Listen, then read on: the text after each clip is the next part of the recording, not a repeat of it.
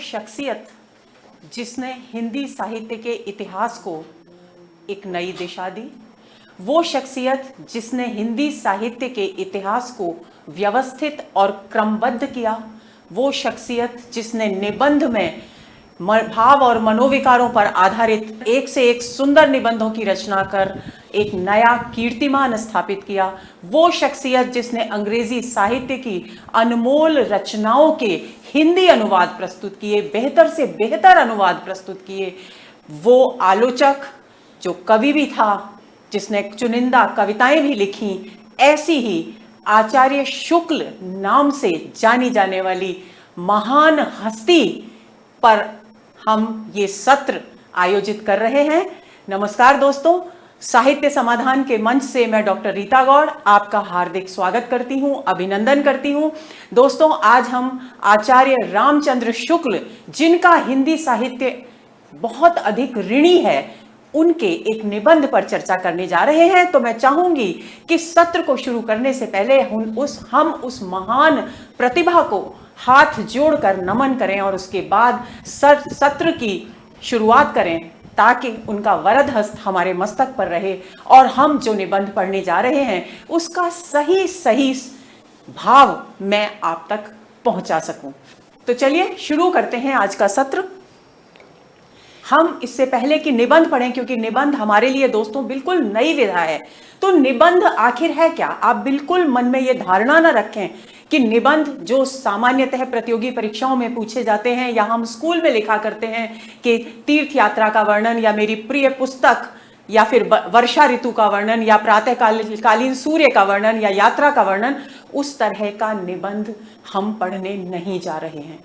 निबंध वास्तव में होता क्या है, इसे हम संस्कृत की एक उक्ति के द्वारा समझने की कोशिश करेंगे। निश्चितार्थेन, च रह गया है बच्चों यहां पर, निश्चितार्थेन विषयम अधिकृत्य बंधनम, यानी निबंध क्या है? निश्चित उद्देश्य से, निश्चितार्थेन निश्चित उद्देश्य से उस विषय से संबंधित अपने विचारों को बांधकर क्रम से प्रस्तुत करना ही निबंध है।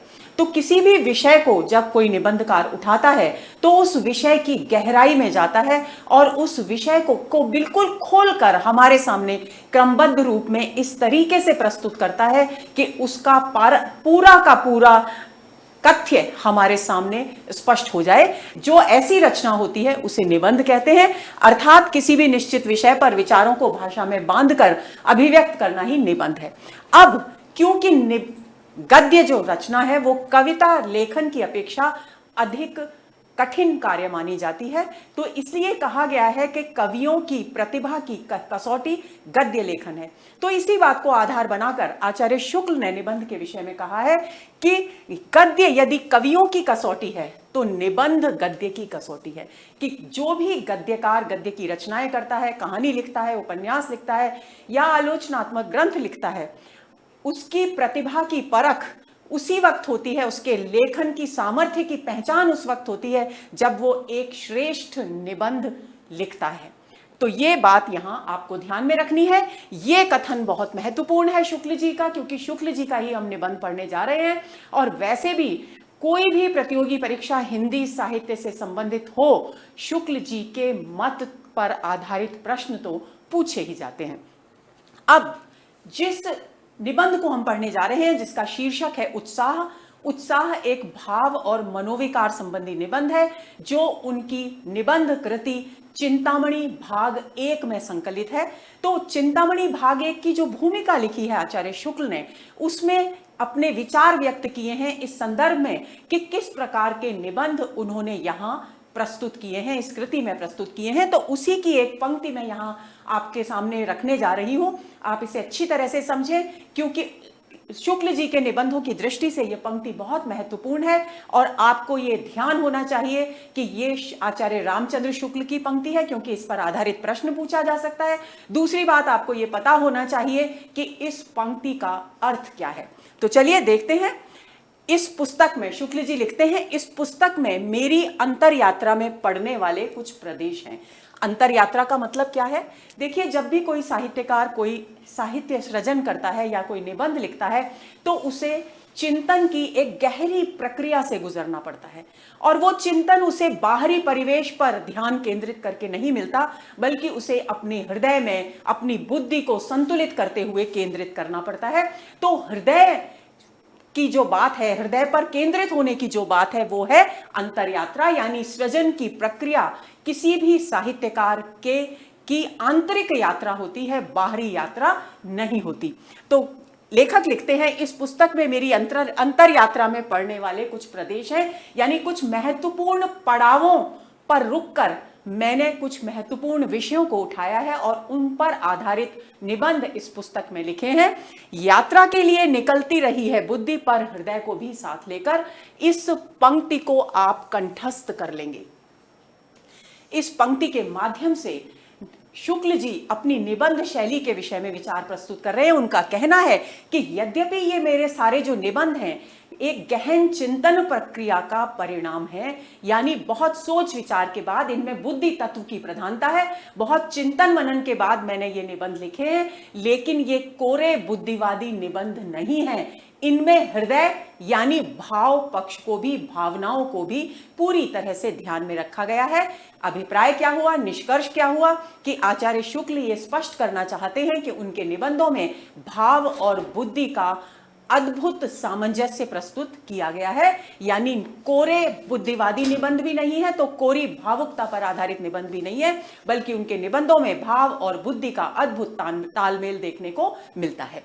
अब चलिए, जैसी कि हमारी परंपरा है कि हम किसी भी साहित्यकार की जब रचना को पढ़ते हैं तो उसके जीवन परिचय से अवगत होते हैं, तो चलिए शुक्ल जी के जीवन परिचय पर एक नजर डालते हैं। उससे पहले आपको यह जान लेना है कि आचार्य रामचंद्र शुक्ल हिंदी साहित्य में किस किस रूप में विख्यात हैं। तो वे एक आलोचक हैं, एक निबंधकार हैं, एक साहित्य इतिहासकार हैं, यानी साहित्य का इतिहास लिखने वाले हैं। आप सभी जानते हैं आचार्य रामचंद्र शुक्ल के हिंदी साहित्य के इतिहास के बिना हमारी इतिहास लेखन परंपरा ही अधूरी है।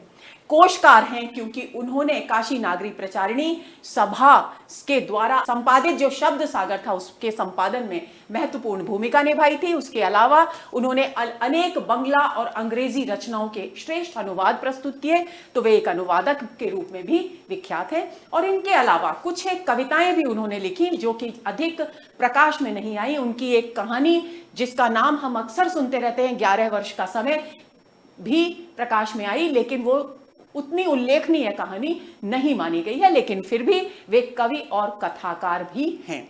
अब बात आती है कि आपका जन्म कहां हुआ। तो आपका जन्म 4 अक्टूबर 1884 को हुआ।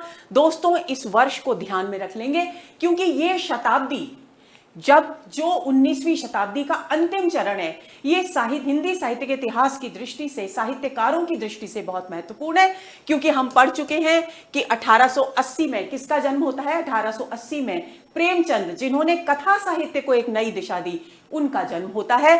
1884 में शुक्ल जी का जन्म होता है, जिन्होंने निबंध लेखन और हिंदी साहित्य लेखन की परंपरा को नई दिशा दी। और 1889 में जयशंकर प्रसाद का जन्म होता है, जिन्होंने कामायनी जैसी अद्भुत कृति लिखकर प्रत्यभिज्ञा दर्शन की एक अनमोल कृति के रूप में उसकी अभिव्यक्ति की, जो प्रेम और सौंदर्य के कवि माने जाते हैं। अब बात आती है कि आपका जन्म स्थान क्या है। तो आपका जन्म स्थान अगौना ग्राम, जो बस्ती जिले में उत्तर प्रदेश में स्थित है, वहां आपका जन्म हुआ। आपके पिता का नाम चंद्रबली शुक्ल था और आप सदर कानूनगो के पद पर कार्यरत थे। और क्योंकि वे सदर कानूनगो के पद पर कार्यरत थे, तो इस प्रसंग में एक बात और बता दूं मैं कि वे चाहते थे कि शुक्ल जी वकालत करें, लेकिन शुक्ल जी की हिंदी साहित्य में बहुत रुचि थी। यही कारण है कि वकालत में दाखिला मिलने के बाद वे उसमें असफल हुए और उनका रुझान स्वाभाविक रूप से, ऐसी कुछ परिस्थितियां बनी कि हिंदी साहित्य के इतिहास की तरफ हो गया। आपकी माता का नाम विभाषी था। आपकी मृत्यु, आपका निधन 1941 में हुआ। आपकी शिक्षा राठ नामक स्थान से, जो कि जिला हमीरपुर उत्तर प्रदेश में स्थित है, वहां से प्रारंभ हुई, क्योंकि उनके पिता का अक्सर तबादला होता रहता था और उस तबादले के चलते जहां भी उनके पिता की नियुक्ति होती थी वहीं पर उनकी शिक्षा होती थी। 1901 में आपने स्कूल फाइनल की परीक्षा उत्तीर्ण की। फिर उनका वकालत में दाखिला कराया गया उनके पिता के द्वारा इलाहाबाद में, और वे वकालत में असफल हुए। उसके बाद उन्होंने अपनी दिशा बदल दी। अब दिशा बदलने में सबसे महत्वपूर्ण योगदान किस व्यक्ति का है? वो है बद्री नारायण चौधरी प्रेमगंज, जो भारतेंदु मंडल के एक श्रेष्ठ विद्वान या साहित्यकार माने जाते हैं। उनके संपर्क में वे आए और उनके मन में जिज्ञासा उत्पन्न हुई हिंदी, उर्दू, संस्कृत और अंग्रेजी साहित्य का गहन अध्ययन करने की, और यही वो पड़ाव है जहां से शुक्ल जी के जीवन का लक्ष्य ही बदल गया, जीवन की धारा ही बदल गई। आगे चलते हैं, अब कार्य क्षेत्रों पर आते हैं कि किस किस प्रकार के कार्य करने पड़े शुक्ल जी को जीविकोपार्जन की दृष्टि से। तो सबसे पहले, क्योंकि उनके पिता सदर कानून के पद पर थे, तो उनकी सहायता से कलेक्टर कार्यालय मिर्जापुर में आपको नौकरी पर रखा गया, उनकी नियुक्ति हो गई। एक क्लर्क के रूप में, एक बाबू के रूप में उनकी नियुक्ति हुई, लेकिन वे बहुत ही स्वाभिमानी थे और हेड क्लर्क से अनबन हो जाने की वजह से उन्होंने इस नौकरी से त्यागपत्र दे दिया और मिर्जापुर में ही एक मिशन स्कूल है जो अपने समय का बहुत ही प्रसिद्ध स्कूल हुआ करता था, उसमें ड्राइंग विषय पढ़ाया। आप देखिए कितने आश्चर्य की बात है कि एक व्यक्ति कानून की परीक्षा में असफल होता है, त्यागपत्र देता है कलेक्टर कार्यालय की नौकरी से, और फिर अध्यापन कहां से शुरू करता है, किस रूप में शुरू करता है? ड्राइंग यानी चित्रकला के अध्यापक के रूप में वो अपना कार्य शुरू करता है। यानी यहां से उनके कला प्रेम को एक नई दिशा मिलती है, क्योंकि साहित्य भी कला का एक अंग है, तो यहीं से उन्हें वो दिशा मिलती है। और इसी दौरान वो किसके संपर्क में आते हैं? बद्री नारायण चौधरी प्रेमगंज के संपर्क में आते हैं, और उनके मन में साहित्य का, विविध साहित्यों के गहन अध्ययन की ललक उत्पन्न होती है। 1909 और 10 में काशी में हिंदी शब्द सागर के संपादन का कार्य संपन्न किया जा रहा था, तो उसमें उन्हें वैतनिक सहायक नियुक्त किया जाता है। वैतनिक सहायक का मतलब होता है जिसे हिंदी शब्द सागर के संपादन में महत्वपूर्ण भूमिका निभाने के बदले वेतन मिलता है, उसे वैतनिक सहायक कहते हैं। तो इसमें इन्होंने महत्वपूर्ण भूमिका निभाई, इसीलिए इनके इस कार्य की वजह से ही शुक्ल जी को एक कोशकार भी माना जाता है, यानी उन्होंने शब्दकोश के निर्माण में विशेष भूमिका निभाई। नागरी प्रचारिणी सभा के विभिन्न कार्यों से जुड़े, क्योंकि ये हिंदी शब्द सागर का संपादन कौन करवा रहा था? काशी नागरी प्रचारिणी सभा करवा रही थी, और इस कार्य के से जुड़ने के बाद शुक्ल जी हिंदी नागरी प्रचारिणी सभा के अन्य कार्यों से भी जुड़ गए, और परिणाम यह हुआ कि आपको नागरी प्रचारिणी पत्रिका के संपादन का भी अवसर प्राप्त हुआ। फिर उसके बाद इसका एक और सुफल सामने आया कि बनारस हिंदू विश्वविद्यालय में आप हिंदी के अध्यापक नियुक्त हो गए। यानी दिशा किस प्रकार बदलती है? एक दफ्तर में नौकरी करने से, वहां से त्यागपत्र देने के बाद वे ड्राइंग विषय पढ़ाते हैं, उसके अध्यापक बनते हैं, और उसके बाद अपनी योग्यता के बल पर बनारस हिंदू विश्वविद्यालय, जो आज तक भारत के प्रतिष्ठित विश्वविद्यालयों में माना जाता है, गिना जाता है, वहां हिंदी के अध्यापक के रूप में आपकी नियुक्ति होती है। और 1937 ईस्वी तक आते आते वे बनारस हिंदू विश्वविद्यालय के हिंदी विभाग के अध्यक्ष पद पर नियुक्त हो जाते हैं। ये इस बात का सबूत है, ये उनकी उपलब्धियां इस बात का सशक्त प्रमाण प्रस्तुत करती हैं कि उनमें साहित्यिक प्रतिभा जन्मजात थी। आगे चले, अब आपकी कृतियों पर बात करते हैं। तो आपने जो मूल रूप से कृतियां लिखी, उनमें कुछ एक आलोचनात्मक ग्रंथ लिखे गए, क्योंकि मैंने आपको बताया कि उन्होंने हिंदी आलोचना को भी एक नई दिशा दी थी। तो उसमें प्रमुख आलोचनात्मक उनके जो ग्रंथ हैं वो है महाकवि सूरदास, गोस्वामी तुलसीदास, इन पर इन्होंने संक्षिप्त आलोचनाएं लिखी। रस मीमांसा, काव्य में रहस्यवाद और काव्य में अभिव्यंजनावाद, ये इनके आलोचनात्मक निबंध हैं। और आपको एक बात और बता दूं, काव्य में रहस्यवाद पर आपको हिंदुस्तानी अकादमी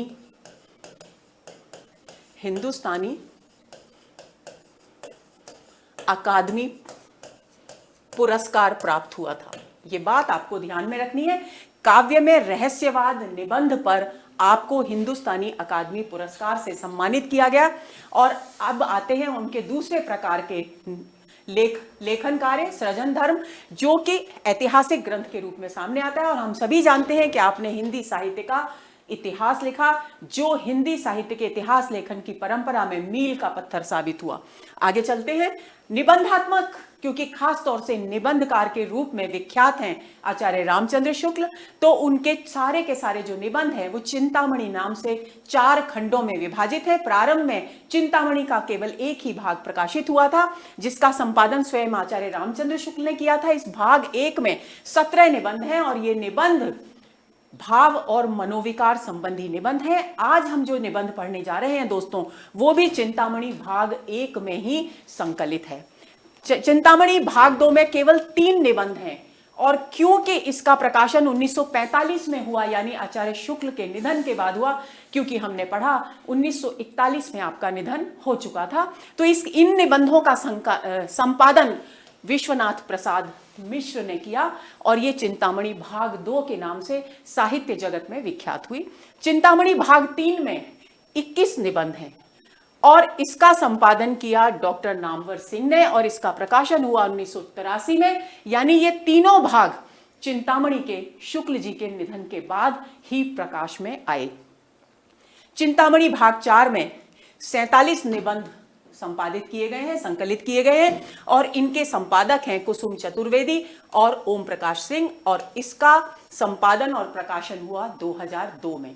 तो आपको ये बात बिल्कुल ध्यान में रखनी है, और ये सबसे महत्वपूर्ण तथ्य है कि हम जो निबंध उत्साह पढ़ने जा रहे हैं वो चिंतामणि भाग 1 में संकलित निबंध है, और आगे भी हम जो श्रद्धा और भक्ति और लोभ और प्रीति निबंध पढ़ेंगे वे भी चिंतामणि भाग 1 में ही संकलित है। इस बात को आपको ध्यान में रखना है, क्योंकि प्रश्न पूछा जा सकता है। अब संपादित कृतियों की बात करें तो हिंदी शब्द सागर, जिसके आधार पर उन्हें एक कोशकार के रूप में स्वीकार किया जाता है, उसके संपादन में उन्होंने महत्वपूर्ण भूमिका निभाई। हिंदी शब्द का सागर दोस्तों हिंदी का पहला शब्दकोश माना जाता है, ये बात भी आपको ध्यान में रखनी है। नागरिक प्रचारिणी पत्रिका का संपादन भी इन्होंने किया, ये हम पढ़ ही चुके हैं।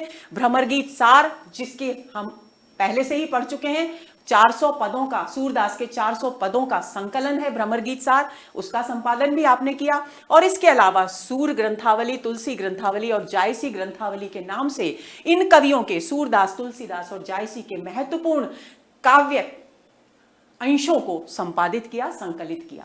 अब आपकी अनुदित कृतियों की बारी आती है। तो अनुदित कृतियों में आपने शशांक नाम का एक बंगला उपन्यास था, उसका अनुवाद प्रस्तुत किया हिंदी में। उसके बाद लाइट ऑफ एशिया एक अंग्रेजी का ग्रंथ था। बुद्ध चरित नाम से ब्रज भाषा में इसका पद्यानुवाद प्रस्तुत किया। विश्व प्रपंच एक दर्शन संबंधी ग्रंथ है, और यह भी एक अनुवाद है अंग्रेजी का, रिडल्स ऑफ यूनिवर्स, इसका हिंदी अनुवाद आपने प्रस्तुत किया, और ये दर्शन से संबंधित ग्रंथ है। कल्पना का आनंद भी अंग्रेजी के एक ग्रंथ, प्लेजर्स ऑफ इमेजिनेशन,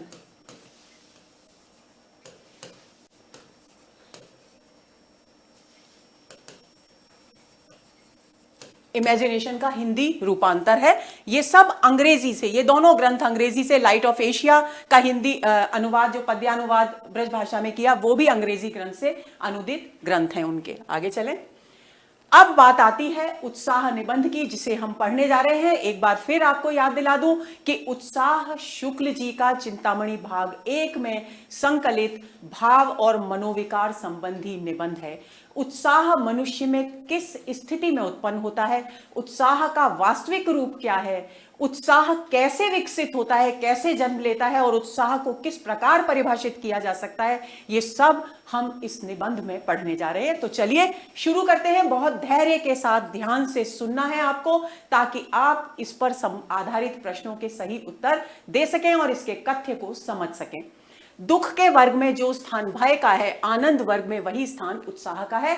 यानी जितने भी मनुष्य के हृदय में भाव हैं, उनको मोटे तौर पर 2 भागों में वर्गीकृत किया है आचार्य शुक्ल ने। एक तो दुख वर्ग और दूसरा आनंद वर्ग।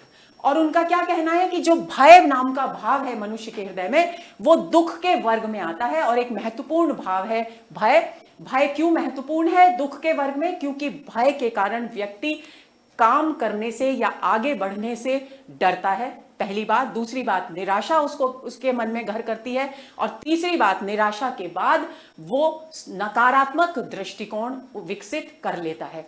तो इसलिए दुख के वर्ग में जितना महत्वपूर्ण स्थान भय का है, उतना ही महत्वपूर्ण स्थान आनंद के वर्ग में उत्साह का है। क्योंकि व्यक्ति जब उत्साह में होता है तो उसमें आशा का संचार होता है, आशा की भावनाओं का संचार होता है, और यहां नकारात्मकता विकसित होती है, वहां सकारात्मकता विकसित होती है, यहां निराशा जन्म लेती है, वहां आशा जन्म लेती है। तो इस प्रकार शुक्ल जी ने इस उत्साह को बताने की कोशिश की है कि कौन से मनुष्य के वे भाव हैं जिनमें उत्साह को गिना जाना चाहिए। आगे देखते हैं। भय में हम प्रस्तुत कठिन स्थिति के निश्चय से विशेष रूप से दुखी और कभी कभी स्थिति से अपने आप को दूर करने के लिए प्रयत्नवान भी होते हैं। एक बात और दोस्तों मैं आपको बता दूं कि आचार्य रामचंद्र शुक्ल की जो निबंध शैली है उसमें दो शैलियां विशेष रूप से उल्लेखनीय है, जिनके उदाहरण हमें उनके हर निबंध में देखने को मिलेंगे। एक तो है सूत्र व्याख्या शैली, पहली शैली। दूसरी है व्याख्या सूत्र शैली। इनको समझना बहुत आसान है। देखिए, सूत्र का मतलब क्या है? सूत्र वाक्य, यानी कोई भी एक ऐसा कथन कह दिया जिसमें बहुत सारे भाव समाये हुए हों, जिसकी विस्तृत व्याख्या की जरूरत हो व्यक्ति को समझने के लिए, उसे हम सूत्र वाक्य कहते हैं। जैसे ये सूत्र वाक्य है, दुख के वर्ग में जो स्थान भय का है, आनंद वर्ग में वही स्थान उत्साह का है, ये सूत्र वाक्य है। और फिर शुक्ल जी का स्वभाव है, उनकी लेखकीय शैली है, लेखन शैली है कि वे सूत्र वाक्य कहकर स्वयं ही उसकी व्याख्या कर देते हैं। तो ये कौन सी शैली हो गई? इस अवतरण में सूत्र व्याख्या शैली हो गई। लेकिन कहीं कहीं वे इसका उल्टा भी करते हैं, पहले व्याख्या कर देते हैं और अंत में क्या करते हैं? सूत्र वाक्य देते हैं। तो जहां पर पहले व्याख्या है, अंत में सूत्र वाक्य है, वहां शैली होगी व्याख्या सूत्र शैली। और जहां पहले सूत्र वाक्य है, बाद में उसकी व्याख्या है, वहां होगी सूत्र व्याख्या शैली। तो आपको ध्यान में रखना है। तो ये जो अंश है, ये सूत्र व्याख्या शैली का उदाहरण है, क्योंकि सूत्र वाक्य कह दिया शुक्ल जी ने, उसके बाद इसको स्पष्ट कर रहे हैं स्वयं ही।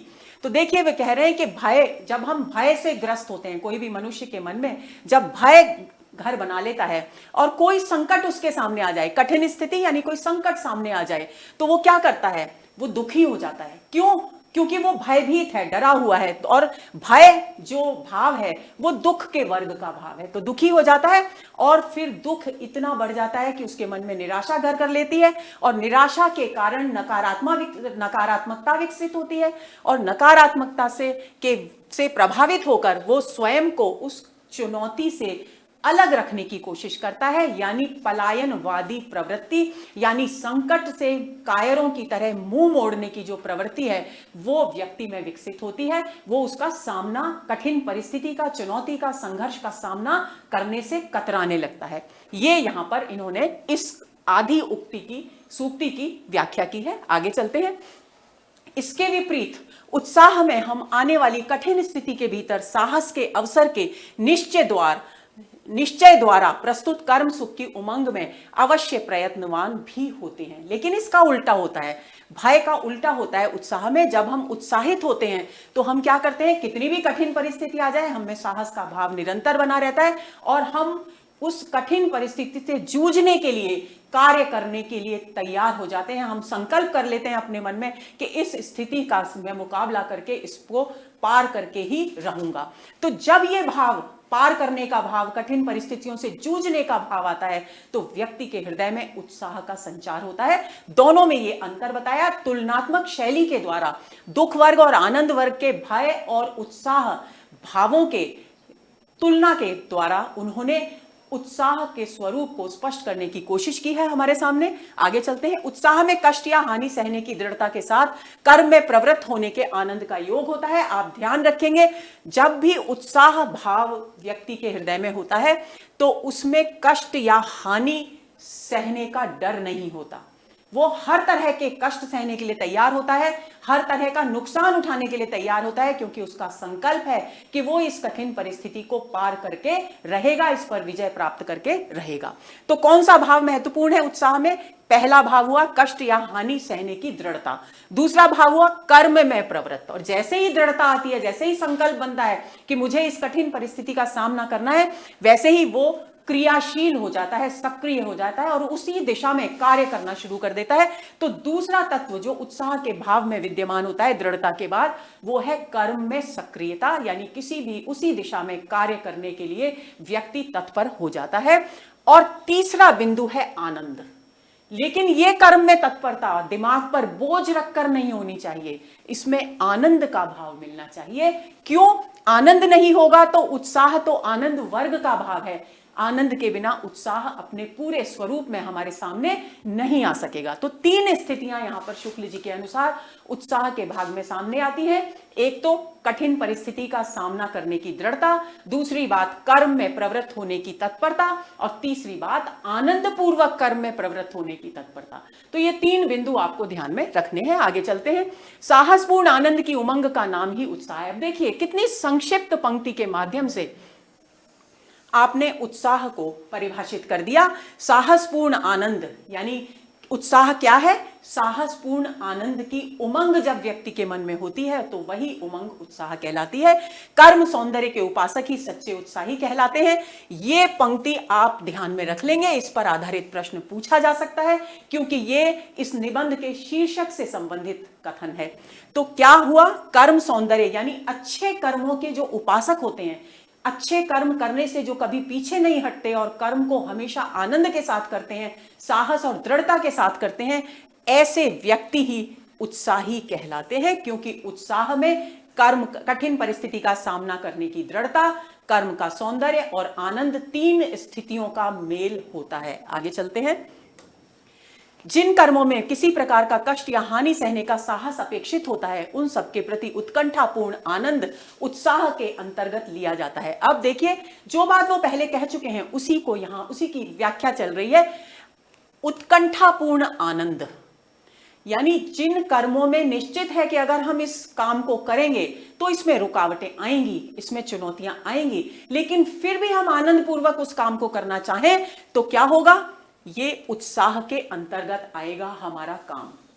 लेकिन अगर इसका उल्टा हो कि हम चुनौतियां हैं, हमें पता है, और हम चुपचाप होकर के बैठ जाएं और उस कर्म को करें ही नहीं इस डर से कि इसमें चुनौतियां होंगी, इसमें संघर्ष होगा, और हम पलायन करके बैठ जाएं, तो वो उत्साह का भाव नहीं कहलाएगा। इस बात को आप ध्यान में रख लेंगे।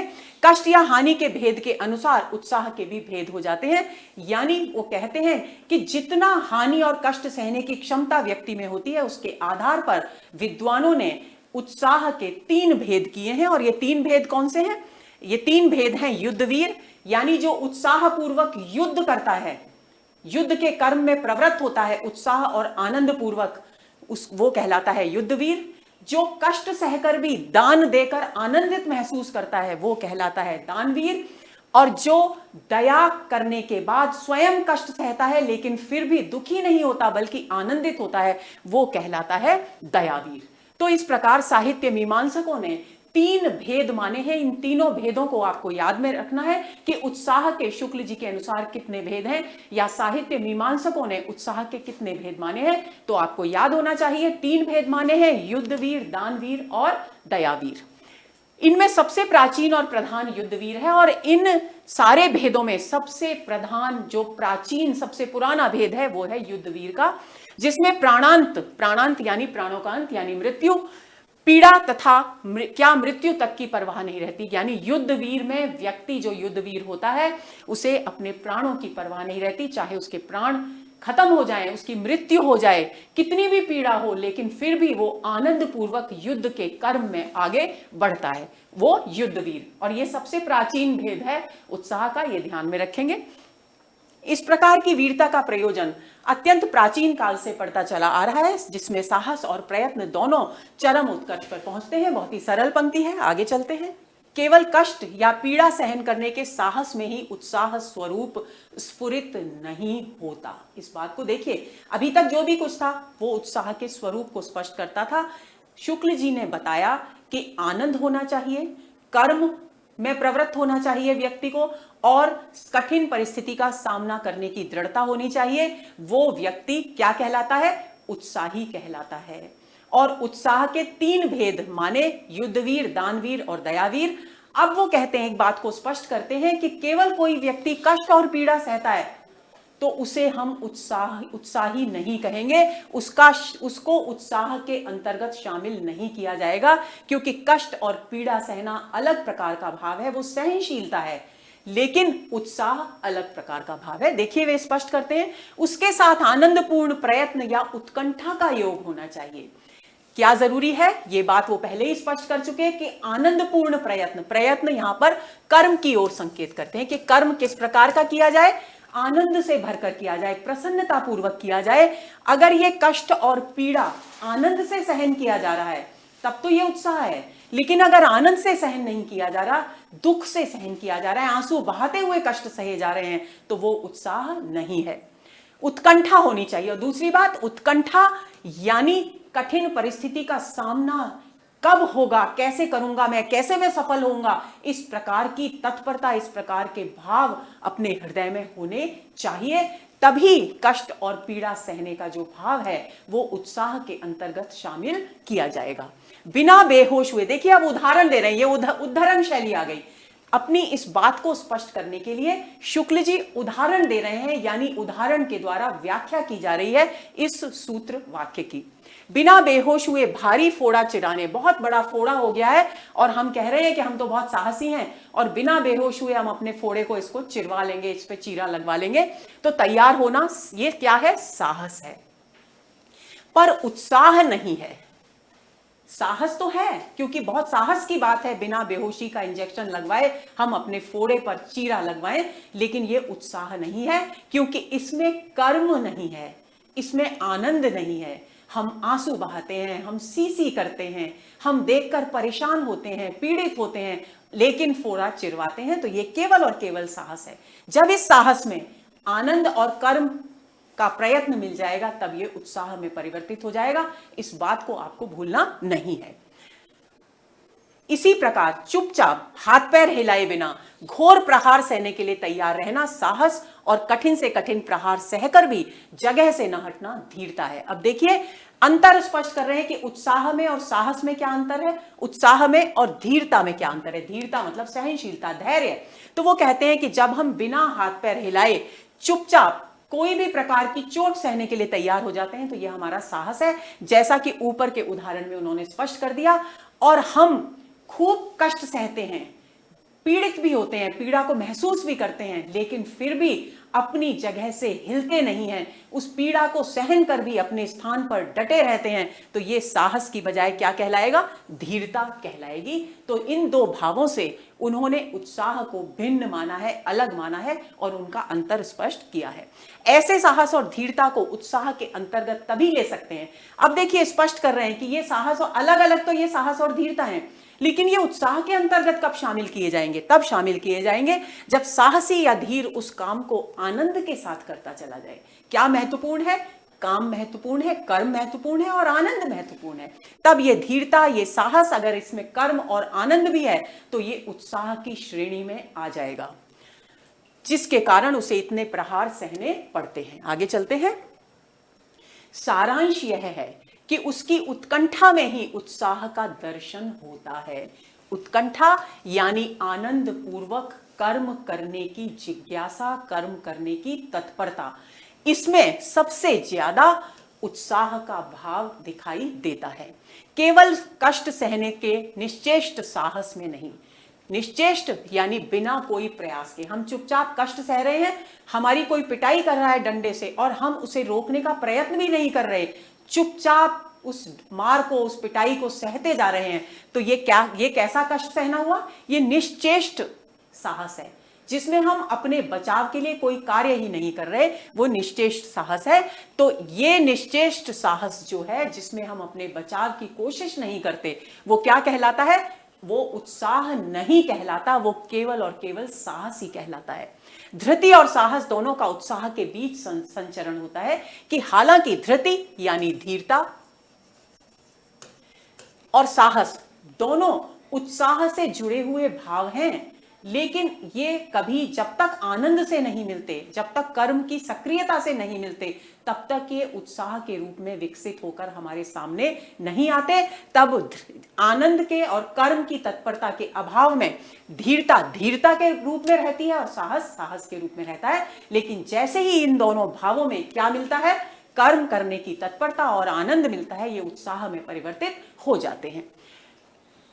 दानवीर में अर्थ त्याग का साहस अर्थात उसके कारण होने वाले कष्ट या कठिनता को सहने की क्षमता अंतर्निहित रहती है। जब भी कोई व्यक्ति, क्योंकि 3 प्रकार के उत्साह के भेद हमने अभी पढ़े, दानवीर, युद्धवीर, दानवीर और दयावीर, तो वे दानवीर का उदाहरण दे रहे हैं कि कोई व्यक्ति दानवीर है और वो दानवीर हो कब कहलाएगा, जब वो कष्ट सहकर, उसके पास एक ही चीज है, उसे एक चीज को भी किसी को वो प्रसन्नता पूर्वक दान में दे दे और उससे के परिणाम स्वरूप उसे जो तकलीफ होने वाली है उस तकलीफ का सामना करने के लिए वो निरंतर तैयार रहे, तो वो दानवीर कहलाएगा। लेकिन अगर उसके पास उसी प्रकार की बहुत सारी चीजें और उसमें से एक निकाल कर दे दे, तो वो दानवीर नहीं कहलाएगा, क्योंकि उसमें कष्ट सहने की तत्परता शामिल है ही नहीं। जैसे कर्ण का उदाहरण ले सकते हैं, कवच और कुंडल उन्होंने दान कर दिए थे। कवच और कुंडल दान करने के बाद उन्हें पता था कि उनके जीवन पर संकट आ सकता है, लेकिन उसकी परवाह किए बिना उन्होंने दान दे दिया। इसलिए वो क्या कहलाते हैं, दानवीर कर्ण के नाम से इतिहास में, संस्कृति में जाने जाते हैं। आगे चलें। दानवीरता तभी कही जाएगी जब दान के कारण दानी को अपने जीवन निर्वाह में किसी प्रकार का कष्ट या कठिनता दिखाई देगी। इस कष्ट या कठिनता की मात्रा या संभावना जितनी अधिक होगी, दानवीरता उतनी ही ऊंची मानी जाएगी। जितना दान करने के बाद कष्ट सह रहा है दानी, उतना ही महान दानी, उतना ही दानवीर वो कहलाएगा। पर इस अर्थ त्याग के साहस के साथ ही जब तक पूर्ण तत्परता और आनंद के, ठीक है दानवीर कहलाएगा, लेकिन ये दानवीर कब कहलाएगा, जब इस कष्ट सहने के साथ उसमें देने का आनंद भी शामिल हो, तब वो उत्साही दानवीर कहलाएगा। तब तक उत्साह का स्वरूप खड़ा न होगा। कुल मिलाकर अभी तक का निष्कर्ष यही है दोस्तों कि उत्साह एक ऐसा भाव है जिसमें क्या होना जरूरी है, जिसमें कर्म करने की तत्परता, कठिन परिस्थितियों का सामना करने का साहस और आनंद, ये 3 प्रकार के भाव मौजूद हैं, वहीं उत्साह है, ये इसका निचोड़ है। आगे चलें। युद्ध के अतिरिक्त संसार में और भी बहुत से ऐसे विकट काम होते हैं जिनमें घोर शारीरिक कष्ट सहना पड़ता है और प्राण हानि तक की संभावना रहती है। देखिए 3 भेद बताए थे, उन्हीं भेदों को क्रम से बता रहे हैं शुक्ल जी। अभी दानवीर की हमने चर्चा कर ली, अब वे युद्धवीर को स्पष्ट कर रहे हैं कि ऐसा नहीं है कि युद्धवीर का मतलब जो व्यक्ति युद्ध में वीरता दिखाए, आनंद पूर्वक युद्ध में प्रवृत्त हो, वही युद्धवीर है, बल्कि संसार में युद्ध करने के अलावा भी बहुत सारे ऐसे काम हैं जो युद्धवीर की श्रेणी में आते हैं। जैसे मान लीजिए कोई नई नई पृथ्वी के भूभागों की खोज करता है, जैसे किसी जमाने में कोलंबस ने अमेरिका की खोज की होगी, तो जबकि यातायात के साधन भी नहीं थे, कोई जानकारी का सूत्र उनके पास नहीं था, कोई यंत्र उनके पास नहीं थे, तो कितने संघर्षों और अपनी संकटों को झेलते हुए वे कोलंबस अमेरिका तक पहुंचे होंगे या वास्को डी गामा भारत तक पहुंचे होंगे। तो ये जितने भी अनुसंधात्मक कार्य हैं, या कोई हिमालय पर्वत की सबसे ऊंची चोटी माउंट एवरेस्ट पर चढ़ता है, तो ये कैसा काम है, ये वीरता का काम है, साहस का काम है। और चढ़ता व्यक्ति तभी है, तभी वो इन चीजों को अपनाता है जबकि उसमें आनंद है उस कर्म को करने के लिए और उसमें कठिन परिस्थितियों का सामना करने का साहस है। तो ये कार्य भी किसकी श्रेणी में आएंगे, युद्धवीर की श्रेणी में आएंगे। यही बात यहां स्पष्ट की जा रही है। अनुसंधान के लिए तुषार मंडित यानी बर्फ से ढके, तुषार मतलब बर्फ, बर्फ से ढके हुए अभ्रभेदी यानी गगनचुंबी, आकाश तक ऊंचे, अगम्य यानी जहां पर जाना आसान नहीं है, ऐसे पर्वतों की चढ़ाई करता है कोई व्यक्ति, या कोई ध्रुव देश, अंटार्कटिक और आर्कटिक प्रदेश जहां पर बर्फ ही बर्फ रहती है, वहां पर कुछ खोज करने के लिए जाता है, तो उसे निश्चित रूप से अनेक कठिन परिस्थितियों का सामना करना पड़ेगा, उसके जीवन पर भी संकट उत्पन्न हो सकता है। तो ऐसे ध्रुव देशों की यात्रा करे कोई, या सहारा जो विश्व का सबसे बड़ा रेगिस्तान माना जाता है, उस रेगिस्तान में सफर करे साधनहीन स्थिति में, तो वो भी युद्ध वीरता की श्रेणी में आएगा। क्रूर बर्बर जातियों के बीच अज्ञात घोर जंगलों में प्रवेश करे, घोर जंगलों में चला जाए जहां क्रूर जातियां रहती हैं और अपनी जान की परवाह किए बिना जिस लक्ष्य को लेकर वो वहां जा रहा है आनंद पूर्वक उस लक्ष्य तक पहुंचने का प्रयत्न करे, तो ये सारे के सारे कार्य किसकी श्रेणी में आएंगे? वीरता और पराक्रम की श्रेणी में आएंगे। ये सब वीरता और पराक्रम के कर्म हैं, यानी उत्साह के अंग हैं। इनमें जिस आनंदपूर्ण तत्परता के साथ लोग प्रवृत्त हुए हैं वह भी उत्साह ही है, आपको ध्यान में रखना है। इन उदाहरणों में से कोई भी एक उदाहरण देकर के पूछा जा सकता है कि क्या ये उत्साह की श्रेणी में शामिल किया जा सकता है, तो उस हिसाब से आप अपने उत्तर का चयन करेंगे। मनुष्य शारीरिक कष्ट से पीछे हटने वाला प्राणी नहीं है, क्योंकि शारीरिक कष्ट सहना तो मनुष्य की प्रकृति में है। मानसिक क्लेश की संभावना से भी बहुत से कर्मों की ओर प्रवृत्त होने का साहस उसे नहीं होता। लेकिन कई बार कुछ व्यक्ति ऐसे भी होते हैं, देखिए एक व्यक्ति तो वो होते हैं जो मानसिक कष्ट भी सह सकते हैं और शारीरिक कष्ट भी सह सकते हैं। दूसरे वो व्यक्ति होते हैं जो शारीरिक कष्ट तो सह सकते हैं लेकिन मानसिक कष्ट नहीं सह सकते। तो कई बार ये दूसरे प्रकार के जो लोग हैं वो मानसिक कष्ट होगा इस काम को करने में, इस डर से उस काम को करने के लिए प्रेरित नहीं होते। ये बात यहां कहना चाह रहे हैं आचार्य रामचंद्र शुक्ल। आगे चलते हैं।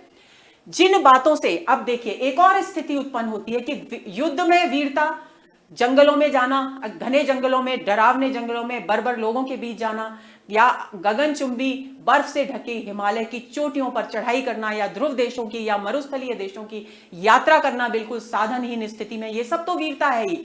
एक और वीरता है, उसको यहां पर बता रहे हैं आचार्य शुक्ल। जिन बातों से समाज के बीच उपहास, निंदा और अपमान इत्यादि का भय हो, उन्हें अच्छी और कल्याणकारिणी समझते हुए भी बहुत से लोग उनसे दूर रहते हैं। देखिए एक ऐसी स्थिति होती है समाज में, हम जानते हैं हमारे समाज में बहुत सारी ऐसी बुरी परंपराएं हैं जो तोड़ी जानी चाहिए, लेकिन हम इस डर से कि उस परंपरा को तोड़ने पर हमें समाज में खिल्ली हमारी उड़ाई जाएगी, हमारा मजाक बनेगा, हमारा अपमान होगा, हमारा तिरस्कार होगा, हमारी उपेक्षा होगी, उस भय से हम जानते हैं कि इस बुरी परंपरा को छोड़ने के बाद कल्याण होगा समाज का, फिर भी हम उन स्थितियों से दूर रहते हैं क्योंकि हम भयभीत होते हैं। किस बात से?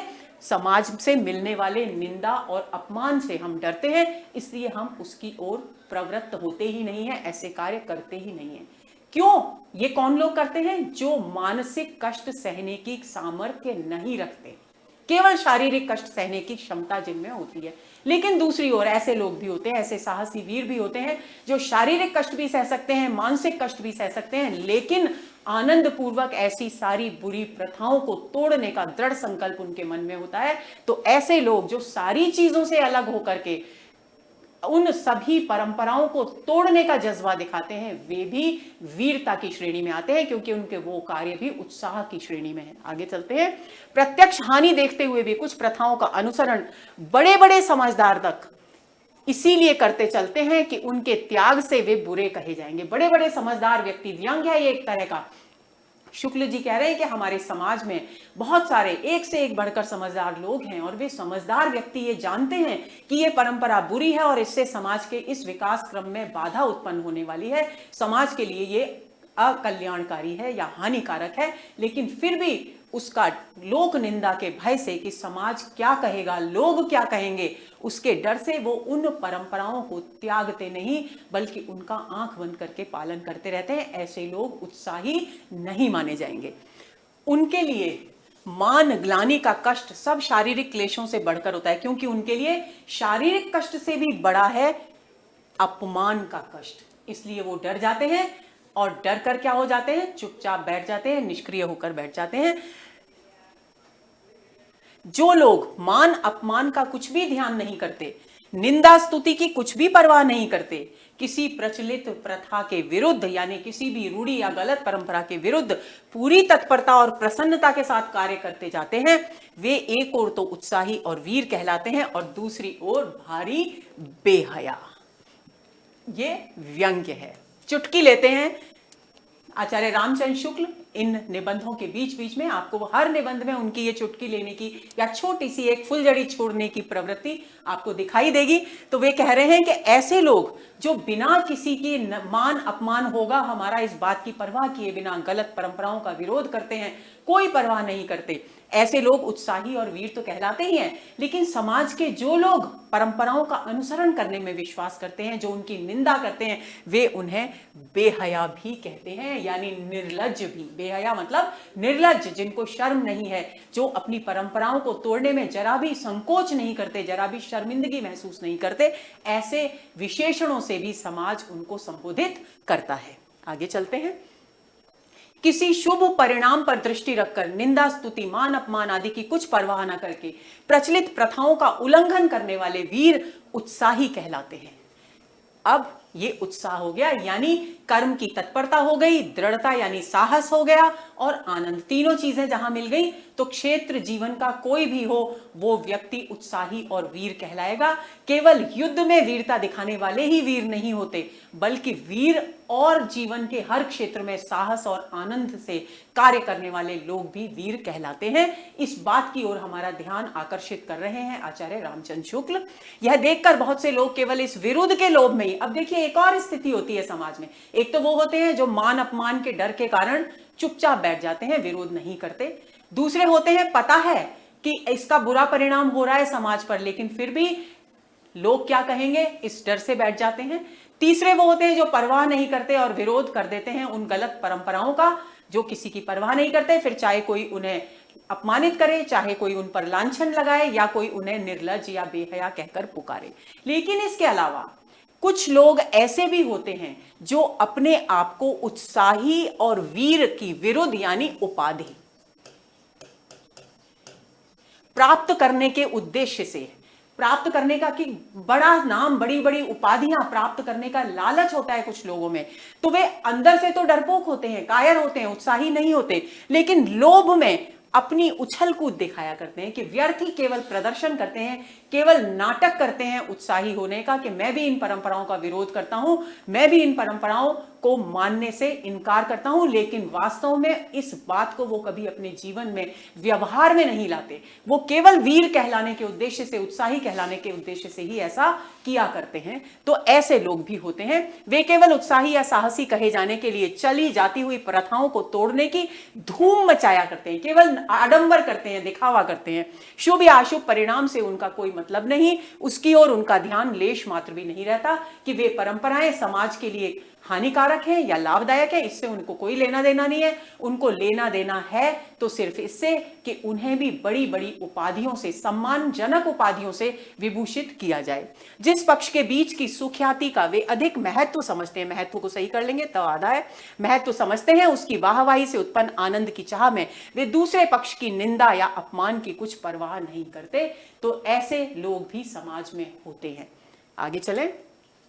ऐसे ओछे लोगों के साहस या उत्साह की अपेक्षा उन लोगों का उत्साह या साहस भाव की दृष्टि से कहीं अधिक मूल्यवान है जो किसी प्राचीन प्रथा की, चाहे वह वास्तव में हानिकारिणी ही हो, उपयोगिता का सच्चा विश्वास रखते हुए प्रथा तोड़ने वालों की निंदा, उपहास और अपमान आदि सहा करते हैं। वो कहते हैं कि जो लोग विरोध प्राप्त करने के लिए, जो लोग बड़े बड़े सम्मान प्राप्त करने के लिए केवल बुरी प्रथाओं को तोड़ने का नाटक करते हैं, अभिनय करते हैं, आडंबर करते हैं, उनकी अपेक्षा उन लोगों का साहस और उत्साह अधिक मूल्यवान है जो हानिकारक जो प्रथा होती है उनमें सच्चा विश्वास रखते हैं, और उसके कारण जो लोग उत्साही हैं, जो उन प्रथाओं में विश्वास नहीं रखते, उनके अपमान के भी पात्र बनते हैं। वे लोग ऐसे नाटक करने वाले लोगों से कहीं ज्यादा श्रेष्ठ हैं।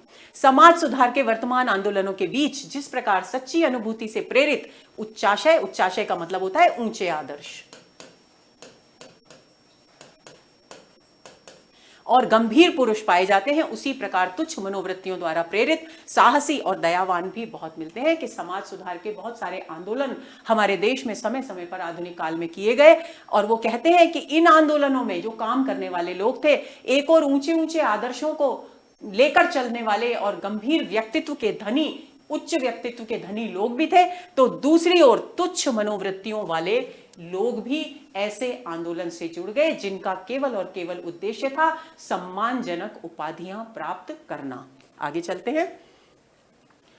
मैंने कई छिछोरों और लंपटों को विधवाओं की दशा पर दया दिखाते हुए उनके पापाचार के लंबे चौड़े दास्तान हरदम सुनते सुनाते पाया है।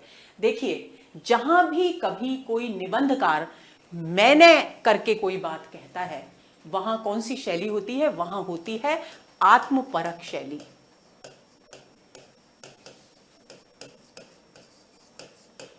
इस बात को आप ध्यान में रखेंगे तो यह आत्मपरक शैली हो गई।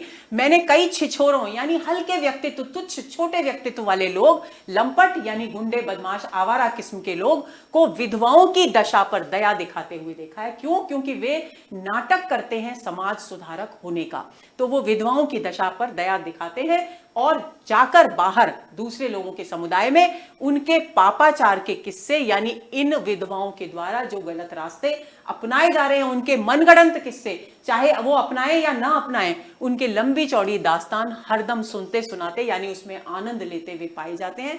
तो ऐसा काम केवल छिछोरे और ओछे व्यक्तित्व वाले लोग ही कर सकते हैं, जो समाज सुधारक होने का, समाज का कल्याण करने का केवल और केवल आडंबर करते हैं। ऐसे लोग वास्तव में काम कथा के रूप में ऐसे वृत्तांतों का तन्मयता के साथ कथन और श्रवण करते हैं और उनका उद्देश्य होता है विधवाओं की मनगढ़ंत पापाचार की कहानियां कहकर वे इन काम कथाओं से आनंद प्राप्त करते हैं, मनोरंजन प्राप्त करते हैं। वे ये सोचते नहीं कि इन मनगढ़ंत काम कथाओं से का उन विधवा स्त्रियों पर क्या बुरा प्रभाव पड़ने वाला है। इस ढांचे के लोगों से सुधार के कार्य में कुछ सहायता पहुंचाने के स्थान पर बाधा पहुंचाने की ही संभावना होती है कि ऐसे लोग जो केवल आडंबर करते हैं किसका? समाज सुधार करने का, वे लोग वास्तव में समाज सुधार के कार्य में रुकावट उत्पन्न करते हैं, बाधा उत्पन्न करते हैं। सुधार के नाम पर साहित्य के क्षेत्र में भी ऐसे लोग गंदगी फैलाते पाए जाते हैं। यानी अब देखिए, समाज से सीधे साहित्य पर आ गए शुक्ल जी। वे कह रहे हैं कि जिस तरह की गंदगी समाज में ओछे व्यक्तित्व वाले लोग फैलाते हैं, उसी तरह साहित्य में भी कुछ लोग इस प्रकार की गंदगी फैलाते हुए दिखाई देते हैं। उत्साह की गिनती अच्छे गुणों में, इसलिए ऐसे लोग ऐसे कामों में जिनका उत्साह है, वे लोग आनंदपूर्व, उनको आनंद आ रहा है काम कथा सुनने में, विधवाओं के पापाचार की कहानियां सुनने में, लेकिन ये उत्साह नहीं है, क्योंकि उत्साह की गिनती अच्छे गुणों में होती है, सद्गुणों में होती है, दुर्गुणों में नहीं। किसी भाव के अच्छे या बुरे होने का निश्चय अधिकतर उसकी प्रवृत्ति के शुभ या अशुभ परिणाम के विचार से ही होता है।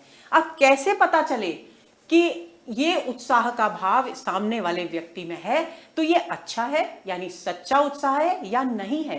तो लेखक कहते हैं कि उसके उत्साह का परिणाम क्या होने वाला है, उस पर विचार करने के बाद हम उसके उत्साह को जान सकते हैं। यानी अगर उसके उत्साही आनंद पूर्वक किसी भी कार्य में प्रवृत्त होने पर समाज पर बुरा प्रभाव पड़ रहा है, यानी उसका उत्साह सही उत्साह नहीं है, उसका उत्साह अच्छा गुण नहीं है। और अगर शुभ प्रभाव पड़ रहा है तो यानी वो एक सच्चा उत्साही है। इस प्रकार परिणाम के शुभ और अशुभ होने पर विचार करके हम आसानी से उत्साह की पहचान कर सकते हैं, सच्चे उत्साह की पहचान कर सकते हैं। आगे चलें। वही उत्साह जो कर्तव्य कर्मों के प्रति इतना सुंदर दिखाई देता है, अकर्तव्य कर्मों की ओर होने पर वैसा श्लाघ्य प्रतीत नहीं होता। वो कहते हैं कि जो उत्साह, जो आनंद, जो कर्म हमारे द्वारा किए जाने योग्य अच्छे कर्म हैं, उनके प्रति उत्साह हो जाता है, क्योंकि वो अपने सुंदर रूप में निखर कर सामने आता है। लेकिन अगर हम गलत कर्मों के प्रति उत्साह प्रदर्शित करते हैं तो वो उत्साह प्रशंसनीय नहीं माना जाता। श्लाघ्य का मतलब होता है प्रशंसनीय, यानी तारीफ के काबिल नहीं होता। आत्मरक्षा, पररक्षा, देश रक्षा आदि के निमित्त साहस की जो उमंग दिखाई देती है, उसके सौंदर्य को परपीड़न, डकैती आदि कर्मों का साहस कभी नहीं पहुंच सकता। यानी एक ओर तो भाव है कौन सा? आत्मरक्षा का, दूसरी ओर पहले हम अपनी रक्षा करें, आत्मरक्षा, अपनी रक्षा, पररक्षा यानी दूसरे की रक्षा। हमने अपनी रक्षा कर ली लेकिन दूसरे को संकट में देखा तो उसकी रक्षा के लिए भी हम अपनी जान की परवाह किए बिना खुशी खुशी तत्पर हो गए, तो वो पररक्षा यानी उत्साह हो गया, क्योंकि कर्म भी हो गया, साहस भी हो गया और आनंद भी हो गया। और देश की रक्षा के लिए आप लोग जानते ही हैं, हमारी सेना निरंतर सैनिक देश की रक्षा के लिए आनंद पूर्वक अपने कर्तव्य की ओर अडिग रहते हैं, निरंतर बढ़ते रहते हैं। आदि के निमित्त साहस की जो उमंग दिखाई देती है, वैसी उमंग दूसरों को पीड़ित करने वाले, परपीड़न यानी दूसरों को पीड़ित करने का जो काम है, या जो लूट मार डाका डालते हैं, ऐसे कामों में ये साहस इस प्रकार के साहस के सामने बहुत महत्वपूर्ण है, यानी ये तुच्छ है, ये साहस तुच्छ है। यह बात होते हुए विशुद्ध उत्साह या साहस की प्रशंसा संसार में थोड़ी बहुत होती ही है। अत्याचारियों या डाकुओं के शौर्य और साहस की कथाएं भी लोग तारीफ से सुनते हैं, जबकि वो साहस और वो शौर्य समाज के लिए हानिकारक है, अकल्याणकारी है, इसलिए उसकी गणना शुक्ल जी के अनुसार सच्चे उत्साह में नहीं होनी चाहिए। यानी शुक्ल जी इस अवतरण के द्वारा ये कहना चाहते हैं कि उत्साह केवल अच्छे कार्यों की ओर ही नहीं होता, बल्कि बुरे कार्यों की ओर भी होता है। तो हमें इस बात की जांच कर लेनी चाहिए कि परिणाम इस उत्साह का क्या होने वाला है। अगर परिणाम अशुभ है तो वो उत्साह उत्साह नहीं माना जाएगा, अगर परिणाम शुभ है तो वो उत्साह उत्साह की श्रेणी में गिना जाएगा। आगे चलते हैं। अब तक उत्साह का प्रधान रूप ही हमारे सामने रहा, जिसमें साहस का पूरा योग रहता है, पर कर्म मात्र के संपादन में जो तत्परतापूर्ण आनंद देखा जाता है वह उत्साह ही कहा जाता है। यानी जो बात शुरुआत में उन्होंने एक वाक्य में कह दी थी कि उत्साह का स्वरूप तभी खड़ा होता है जब उसमें साहस हो, जब उसमें कर्म की तत्परता हो, जब उसमें आनंद हो, उसी बात की यहां पर व्याख्या कर रहे हैं। सब कार्यों में साहस उपेक्षित नहीं होता, पर थोड़ा बहुत आराम, विश्राम, सुविधे आदि का त्याग सबको करना पड़ता है, इसको अपेक्षित कर लेंगे। तो वो कह रहे हैं कि बहुत सारे काम ऐसे होते हैं जिनमें वैसा साहस नहीं चाहिए जैसा कि पर्वतारोहण के समय चाहिए या घने जंगलों में जाते समय चाहिए, वैसा साहस नहीं चाहिए, पर कुछ दूसरे प्रकार के साहस की आवश्यकता होती है। ऐसे भी कुछ कर्म होते हैं, तो वहां भी जब आनंद और का मेल होता है, कर्म के साथ साहस का मेल होता है, तो उसमें भी उत्साह के ही दर्शन होते हैं। सब कार्यों में साहस अपेक्षित नहीं होता, पर थोड़ा बहुत आराम, विश्राम, सुविधे आदि का त्याग सबको करना पड़ता है। लेकिन कोई भी महत्वपूर्ण और समाज के लिए उपयोगी काम अगर हम कर रहे हैं तो हम अपने साहस का परिचय देते हैं, हम अपने आराम का त्याग करते हैं और अपनी सुविधाओं का त्याग करते हैं। यहां तक कि अगर आप पढ़ने के लिए किसी कोचिंग इंस्टीट्यूट में जाते हैं और क्लास आपकी सुबह है, तो आपको सुबह सोने के अपने सुख को, अपनी सुविधा को त्यागना ही पड़ता है। तो वो भी एक प्रकार का उत्साह है। शर्त यह है कि उठने के बाद आप बोझिल मन से कोचिंग ना जाएं, बल्कि आनंद पूर्वक जाएं, तो ये भी उत्साह की श्रेणी में आएगा। क्योंकि कोई भी उत्साह का कार्य बिना सुविधाओं का त्याग किए नहीं हो सकता। कोई जरूरी नहीं कि हमें बहुत बड़ा कष्ट सहना पड़े, शरीर पर चोटें सहनी पड़े तभी हम साहसी बने। हम साहसी तब भी हो सकते हैं जब हम अपने लक्ष्य की प्राप्ति के लिए अपने जीवन के आराम का त्याग कर दें, तब भी हम साहसी ही कहलाएंगे, उत्साही ही कहलाएंगे। ये बात यहां पर स्पष्ट कर रहे हैं आचार्य रामचंद्र शुक्ल। और कुछ नहीं तो उठकर बैठना, खड़े होना या 10-5 कदम चलना ही पड़ता है। जब तक आनंद का लगाव, देखिए स्पष्ट ध्यान देंगे, जब तक आनंद का लगाव किसी क्रिया, व्यापार या उसकी भावना के साथ दिखाई नहीं पड़ता, तब तक उसे उत्साह की संज्ञा प्राप्त नहीं होती। जब तक आनंद की बात हो गई, क्रिया यानी कर्म करने की बात, तब तक उत्साह नहीं होगा। यानी कर्म की तत्परता, आनंद और साहस सब कुछ मिलाकर ही उत्साह बनता है। बार बार एक ही बात यहां पर सामने आ रही है। यदि किसी प्रिय मित्र के आने का समाचार पाकर हम चुपचाप ज्यों के त्यों आनंदित होकर बैठे रह जाएं या थोड़ा हंस भी दें, तो यह हमारा उत्साह नहीं कहलाएगा। मान लीजिए बहुत समय से हम अपने किसी प्रिय मित्र से मिले नहीं और अचानक बिना किसी पूर्व सूचना के वो प्रिय मित्र हमारे द्वार पर आकर घंटी बजाता है। हम दरवाजा खोलते हैं और खोलकर अच्छा हाँ कैसे हो, और बड़े ठंडे मन से आकर वापस कुर्सी पर बैठ जाते हैं, थोड़ा सा मुस्कुरा भर देते हैं, तो ये हमारा उत्साह नहीं होगा। ये भाव, मित्र के आने पर जो उत्साह है, वो कब दिखाई देगा? जब हम अपने सारे काम छोड़कर आनंद पूर्वक उससे गले मिलने लग जाएंगे और उसके स्वागत की तैयारियों में प्रसन्नता पूर्वक जुट जाएंगे और ये सोचने लगेंगे कि इसे कहाँ बिठाएं, इसको क्या खिला दें, इससे क्या क्या बातें कर लें। जब इस तरह का उत्साह, इस तरह की उमंग हमारे अंदर होगी और हमारे अंदर कर्म की तत्परता होगी, आनंद होगा, तभी वो स्थिति उत्साह कहलाएगी। जैसे राजमहल में बैठे श्री कृष्ण के को जब सूचना मिली कि सुदामा उनके द्वार पर हैं और वो नंगे पैर सारे कामों को छोड़ते हुए, सारी सुख सुविधाओं को छोड़ते हुए अपने मित्र का स्वागत करने के लिए पहुंचे और उन्हें अंदर लेकर आए, उनके पैर धोए, वो उत्साह का सबसे सुंदर उदाहरण है। तो इस बात को आप ध्यान में रखेंगे। हमारा उत्साह तभी कहा जाएगा जब हम अपने मित्र का आगमन सुनते ही उठ खड़े होंगे, उससे मिलने के लिए दौड़ पड़ेंगे, उसके ठहरने आदि के प्रबंध में प्रसन्न मुख इधर उधर आते जाते दिखाई देंगे। प्रयत्न और कर्म संकल्प उत्साह नामक आनंद के नित्य लक्षण हैं। ये इस बात को अंडरलाइन कर लीजिए। क्या चीज होनी चाहिए? प्रयत्न होनी चाहिए, कर्म करने का संकल्प होना चाहिए और आनंद होना चाहिए। ये उत्साह के प्रमुख लक्षण है। जहां ये चीजें हैं वहां उत्साह है। प्रत्येक कर्म में थोड़ा या बहुत बुद्धि का योग। अब एक और नई बात कह रहे हैं वो कि बिना बुद्धि के भी उत्साह नहीं होता, बुद्धि का योग भी होता है। बात ये अलग है कि किसी उत्साह में बुद्धि ज्यादा काम में आती है, किसी उत्साह में थोड़ी कम आती है। तो बुद्धि का योग भी रहता है। कुछ कर्मों में तो बुद्धि की तत्परता और शरीर की तत्परता दोनों बराबर चलती हैं। शरीर की तत्परता का मतलब क्या है? कर्म, यानी कर्म की तत्परता। बुद्धि की तत्परता या दिमाग भी चल रहा है। जहां शरीर यानी कर्म और बुद्धि का तालमेल हो जाए वहां तो उत्साह अपने बिल्कुल सुंदर रूप में दिखाई देता है। उत्साह की उमंग जिस प्रकार हाथ पैर चलवाती है यानी कर्म करवाती है, उसी प्रकार बुद्धि से भी काम करवाती है। ऐसे उत्साह वाले वीर को कर्मवीर कहना चाहिए या बुद्धिवीर? यह प्रश्न मुद्रा राक्षस नाटक बहुत अच्छी तरह से हमारे सामने लाता है। दोस्तों, संस्कृत का एक नाटक है ये मुद्रा राक्षस नाम से, जिसके नाटककार हैं विशाख दत्त। और इस नाटक के माध्यम से ये स्पष्ट करना चाहते हैं कि ऐसे लोग जो बुद्धि की तत्परता जिनके उत्साह में दिखाई देती है, उन्हें बुद्धिवीर कहना चाहिए या कर्मवीर कहना चाहिए। ये एक बहुत ही संकट की स्थिति होती है। तो उस स्थिति को सामने लाता है मुद्रा राक्षस नाटक। अब किस प्रकार सामने लाता है ये आगे पढ़ेंगे। चाणक्य और राक्षस के बीच जो चोटें चली हैं, देखिए चाणक्य आप सभी जानते हैं,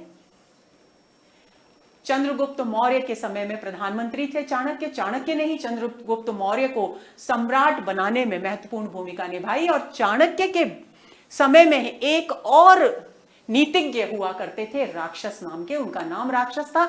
और दोनों ही क्योंकि नीतिज्ञ थे तो दोनों का वैचारिक संघर्ष निरंतर दरबार में चलता रहता था। तो उसकी ओर ध्यान आकर्षित कर रहे हैं आचार्य रामचंद्र शुक्ल। वे कहते हैं चाणक्य और राक्षस के बीच जो चोटें चली हैं, ये कौन सी चोटें? ये हथियारों वाली चोटें नहीं थी, बल्कि तर्क की चोट, तर्क के प्रहार। वे नीति की हैं, शस्त्र की नहीं। नीति का प्रहार, वो एक दूसरे की बात को काटते हैं तर्क दे करके। तो वो जो विचार संघर्ष चलता है उनके बीच, उसकी बात हो रही है। अतः विचार करने की बात यह है कि उत्साह की अभिव्यक्ति बुद्धि व्यापार के अवसर पर होती है अथवा बुद्धि द्वारा निश्चित उद्योग में तत्पर होने की स्थिति में।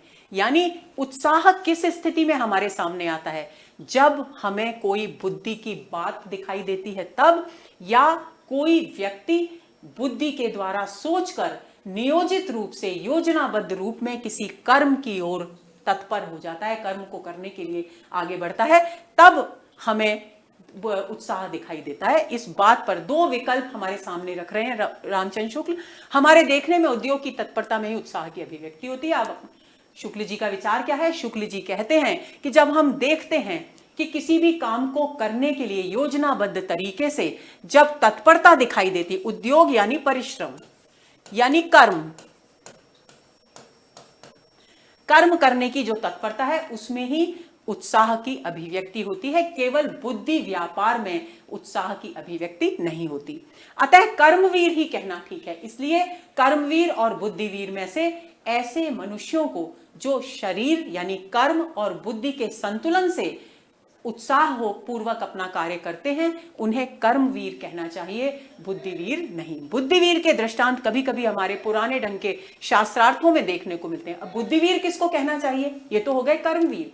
अब बुद्धिवीर किसको कहना चाहिए? ये शुक्ल जी यहां स्पष्ट कर रहे हैं। बुद्धिवीर कहना चाहिए, मान लीजिए बहुत बड़े बड़े विद्वानों की कोई सभा है, एक से एक ज्ञानी माने हुए शास्त्रज्ञ लोग वहां बैठे हैं और वे कोई अपनी चर्चा रखते हैं, चर्चा शुरू करते हैं और उस चर्चा में भागीदार भाग लेने के लिए एक ऐसा कोई युवक आ जाता है जिसे बहुत अधिक ज्ञान नहीं है, जिसकी समाज में विद्वान के रूप में कोई पहचान नहीं है, वह व्यक्ति आ जाता है, तो वह व्यक्ति क्योंकि उसमें साहस है, उसमें कर्म करने की तत्परता है, उसमें आनंद है, तो ऐसी स्थिति में जब वो शास्त्रार्थ करेगा महान पंडितों से, तो चाहे वो असफल ही क्यों ना हो, उसे बुद्धिवीर कहा जाएगा, क्योंकि उसने साहस पूर्वक उन महान विद्वानों से, पंडितों से, शास्त्रज्ञों से शास्त्रार्थ करने, बहस करने, अपने तर्कों से उन्हें पराजित करने का साहस किया, भले ही वो असफल ही क्यों न रहे।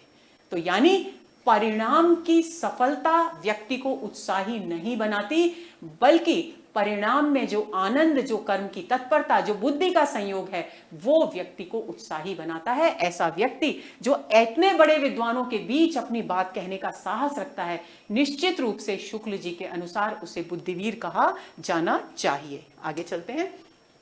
इस जमाने में वीरता का प्रसंग उठाकर वाग्वीर का उल्लेख यदि न हो तो बात अधूरी ही समझी जाएगी कि अब हम आधुनिक जमाने में, पुराने जमाना जब राजा महाराजाओं का था तब बहुत युद्ध हुआ करते थे, तो युद्ध वीर की बात होती थी, लेकिन आजकल केवल तर्कों से भी युद्ध हुआ करते हैं, यानी वाणी से भी युद्ध होते हैं। तो अगर हम वाग्वीर, जो वाग युद्ध होते हैं यानी वाणी से जो युद्ध होते हैं, उनमें सफलता प्राप्त करने वाले जो व्यक्ति होते हैं वो वाग्वीर होते हैं। तो आज के समय में ऐसे वाग्वीरों की चर्चा करना भी बहुत जरूरी है। ये वाग्वीर आजकल बड़ी बड़ी सभाओं के मंचों से लेकर स्त्रियों के उठाए हुए पारिवारिक प्रपंचों तक में पाए जाते हैं। अब देखिए, व्यंग्य कर रहे हैं कि ये अपने आप को वाग्वीर कहलाते हैं, ज्ञानी कहलाते हैं, पंडित कहलाते हैं, और इन्हें हम कहां देख सकते हैं? इन्हें हम बड़ी बड़ी सभाओं के मंचों में भी देख सकते हैं, और घरेलू झगड़ों में स्त्रियों के साथ उलझते हुए भी देख सकते हैं। और ये कम नहीं है, इनकी संख्या बहुत अधिक है, यानी अधिकांशतः हमारे समाज में ऐसे ही तथाकथित वाग्वीर मौजूद हैं। ये व्यंग्य है दोस्तों। थोड़ा यह भी देखना चाहिए कि उत्साह में ध्यान किस पर रहता है, कि हम इन्हें, इनकी इस वाग्वीरता को उत्साह में शामिल करें।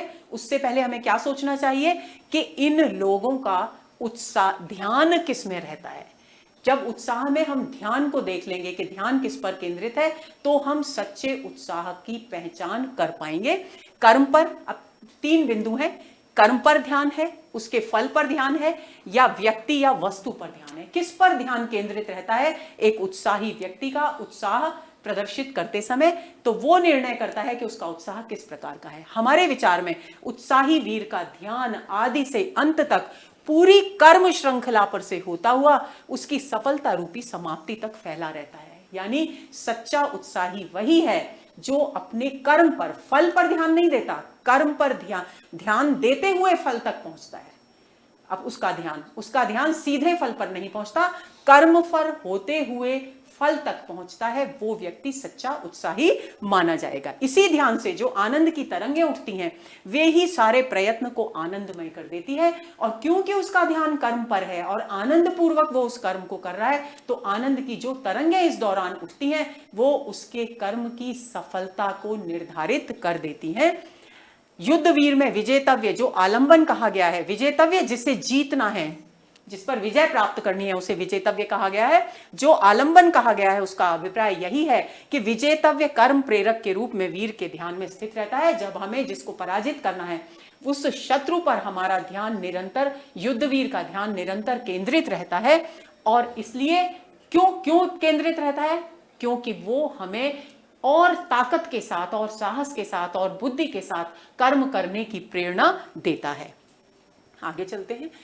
वह कर्म के स्वरूप का भी निर्धारण करता है, पर आनंद और साहस के मिश्रित भाव का सीधा लगाव उसके साथ नहीं रहता। सच पूछिए तो वीर के उत्साह का विषय विजय विधायक कर्म या युद्ध ही रहता है।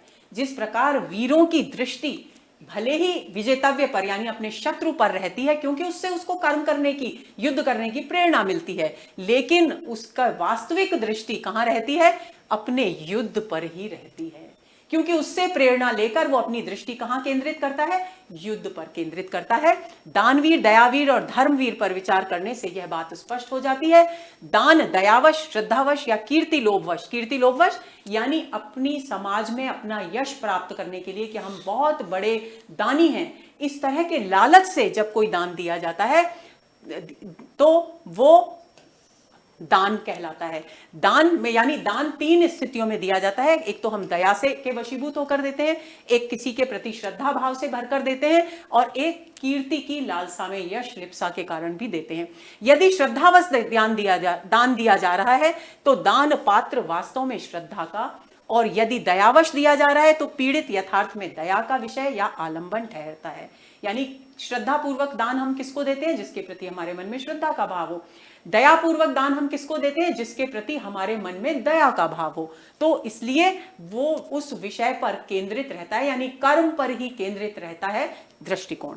अतः उस श्रद्धा या दया की प्रेरणा से जिस कठिन या दुस्साध्य कर्म की प्रवृत्ति होती है, उत्साही का साहसपूर्ण आनंद उसी की ओर उन्मुख कहा जाता है। और ये इस प्रकार के कर्म हैं जो उत्साह की श्रेणी में आते हैं, क्योंकि उत्साह, ऐसे उत्साही का ध्यान किस ओर होता है? साहसपूर्ण आनंद की ओर। कर्म की प्रवृत्ति यानी जो कर्म कर रहे हैं, जो दान दे रहे हैं, उसकी ओर, और उसको करने के साहसपूर्ण आनंद की ओर होता है। इसलिए इसे उत्साह की श्रेणी में रखा जाता है। आगे चलते हैं। अतः रसों में आलंबन का स्वरूप जैसा निर्दिष्ट रहता है वैसा वीर रस में नहीं है। आपको एक बात और यहां प्रसंगवश बता दूं मैं कि वीर रस का स्थायी भाव जो है वो क्या है? उत्साह। इस बात को आप ध्यान रखेंगे। इसलिए यहां पर वीर रस की बात आई है, क्योंकि उत्साह निबंध हम पढ़ रहे हैं, तो उत्साह वीर रस का स्थायी भाव है। बात यह है कि उत्साह एक यौगिक भाव है। यौगिक भाव का मतलब क्या है? जो दो भावों से मिलकर बनता है, दो या दो से अधिक भावों के योग से बनता है, उसे यौगिक भाव कहते हैं, जिसमें साहस और आनंद का मेल होता है। अब यौगिक भाव क्यों है उत्साह? क्योंकि उसमें साहस और आनंद का मेल है, योग है।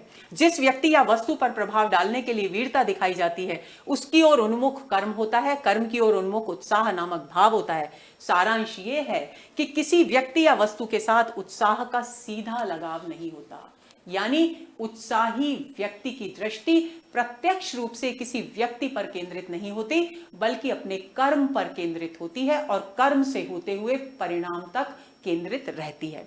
समुद्र लांघने, अब देखिए उदाहरण दे रहे हैं, फिर से उदाहरण शैली आ गई। समुद्र लांघने के लिए जिस उत्साह के साथ हनुमान उठे हैं, उसका कारण समुद्र नहीं है, यानी उनकी दृष्टि समुद्र पर केंद्रित नहीं है, व्यक्ति और वस्तु पर केंद्रित नहीं होती उत्साह में दृष्टि। इस बात को ध्यान में रखेंगे। समुद्र लांघने का विकट कर्म है, समुद्र लांघने की जो प्रक्रिया है, जो कर्म है, उस पर केंद्रित है हनुमान की दृष्टि। कर्म भावना ही उत्साह उत्पन्न करती है, और ये जो समुद्र लांघने का विकट कर्म है वही व्यक्ति में उत्साह उत्पन्न करता है, वस्तु या व्यक्ति की भावना नहीं है। यानी समुद्र पर अगर ध्यान केंद्रित हो तो भाव ये, अरे ये तो इतना विस्तृत है, इसकी तो कोई सीमा ही दिखाई नहीं दे रही, इसको कैसे पार करेंगे? तो कौन सा भाव आ जाएगा? उत्साह की बजाय भय का भाव आ जाएगा, निराशा का भाव आ जाएगा, नकारात्मकता का भाव आ जाएगा। लेकिन जिस क्षण हम समुद्र की अपारता को नहीं देख रहे, केवल हमारी दृष्टि उस कर्म पर है जिसके द्वारा हमें उस समुद्र को पार करना है, तो वो हमारा भाव कैसा कहलाएगा? उत्साह का भाव कहलाएगा। आगे चलते हैं। कर्म के अनुष्ठान में जो आनंद होता है वो 3 रूपों में सामने आता है। जब हम कोई भी कर्म आनंद पूर्वक करते हैं, साहस पूर्वक करते हैं, तो वो 3 प्रकार से दिखाई देता है। इन तीनों प्रकारों को आप कंठस्थ कर लेंगे। कर्म करने की भावना से उत्पन्न जो आनंद है, एक तो कर्म करने के कारण उत्पन्न होता है, दूसरा उससे प्राप्त होने वाला जो फल है उससे उत्पन्न आनंद होता है, और तीसरा आगंतुक अर्थात विषयांतर से प्राप्त आनंद है।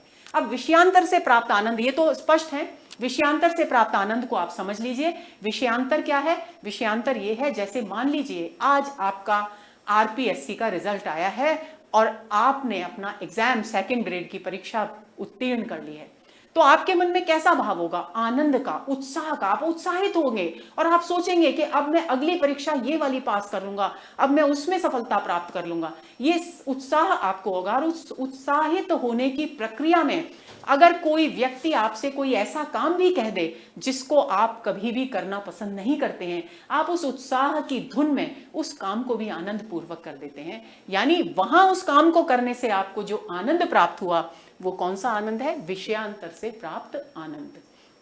तो इस प्रकार 3 प्रकार के आनंद हमको कर्म के अनुष्ठान में मिलते हैं। जब हम तत्परता पूर्वक कोई भी कर्म करते हैं तो 3 प्रकार के आनंद हमको मिलते हैं। कर्म भावना से उत्पन्न आनंद, फल भावना से उत्पन्न आनंद और विषयांतर से उत्पन्न आनंद। इनमें कर्म भावना प्रसूत आनंद को सच्चे वीरों का आनंद माना गया और इसमें इन तीनों आनंदों में से सर्वश्रेष्ठ आनंद है कर्म भावना से उत्पन्न आनंद, जिसमें साहस का योग प्राय बहुत अधिक रहता है। सच्चा वीर जिस समय मैदान में उतरता है उसी समय उसमें इतना आनंद बना रहता है जितना औरों को विजय या सफलता प्राप्त करने पर होता है। आगे चलें। उसके सामने कर्म और फल के बीच या तो कोई अंतर ही नहीं होता या बहुत सिमटा हुआ होता है। जो कर्म के आनंद में डूबा हुआ व्यक्ति होता है उसके सामने कर्म और फल के बीच की जो दूरी होती है वो होती ही नहीं। उसे अपना कर्म दिखाई देता है और उस कर्म के मार्ग से जो सफलता उसे प्राप्त होनी है, जो परिणाम उसे मिलने वाला है, उस पर उसकी दृष्टि कर्म से होकर जाती है, सीधे फल पर नहीं जाकर के कूदती। तो अगर पहली बात तो अंतर होता नहीं, और अगर अंतर होता भी है तो बहुत कम अंतर उसकी दृष्टि में होता है। इसी से कर्म की ओर यह उसी झोंक से लपकता है जिस झोंक से, झोंक मतलब धुन, जिस झोंक से साधारण लोग फल की ओर लपका करते हैं। यानी जो सच्चा कर्मवीर है वो कर्मवीर कर्म की तरफ उसी धुन से प्रवृत्त होता है जैसे सामान्य लोग जो कर्मवीर की श्रेणी में नहीं आते वो फल प्राप्त करने की ओर लपकते हैं और कर्म की तरफ ध्यान ही नहीं देते। इसी कर्म प्रवर्तक आनंद की मात्रा के हिसाब से शौर्य और साहस का स्फुरण होता है। फल की भावना से उत्पन्न आनंद भी साधक को कर्मों की ओर हर्ष और तत्परता के साथ प्रवृत्त करता है। ये तो कर्म का आनंद हो गया।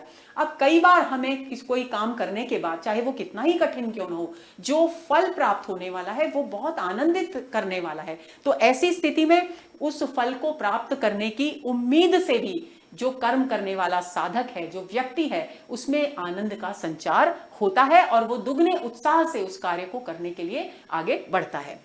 कर्म विषयक आनंद उसी फल की भावना की तीव्रता और मंदता पर अवलंबित रहता है। इस बात को ध्यान देंगे। जहां पर फल से प्राप्त आनंद की बात है, फल अगर बहुत महत्वपूर्ण है, बहुत अद्भुत है, तो उतना ही आनंद होगा, उतना ही उत्साह मिला होगा कर्म में। और अगर फल जो है वो बहुत साधारण है तो आनंद की मात्रा भी साधारण ही होगी, कर्म की मात्रा भी साधारण ही होगी। यानी फल के बड़े होने, महत्वपूर्ण होने और कम होने पर निर्भर करती है कर्म की प्रक्रिया। इस बात को स्पष्ट कर रहे हैं। और किस संदर्भ में स्पष्ट कर रहे हैं शुक्ल जी? फल से प्राप्त आनंद के संदर्भ में स्पष्ट कर रहे हैं, यानी दूसरे प्रकार का जो आनंद है उसमें स्पष्ट कर रहे हैं इस बात को।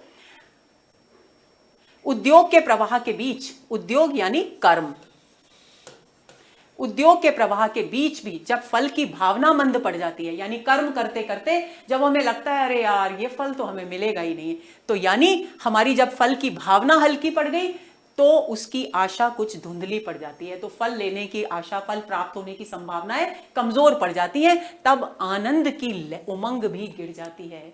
कौन से आनंद की उमंग गिर जाती है? जो फल से प्राप्त आनंद है उसकी उमंग गिर जाती है। लेकिन कर्म से प्राप्त जो आनंद है वो हमेशा बना रहता है। कब तक? जब तक कि वो व्यक्ति फल प्राप्त नहीं कर लेता। इसलिए आचार्य शुक्ल ने कर्म से प्राप्त आनंद को सर्वश्रेष्ठ माना है।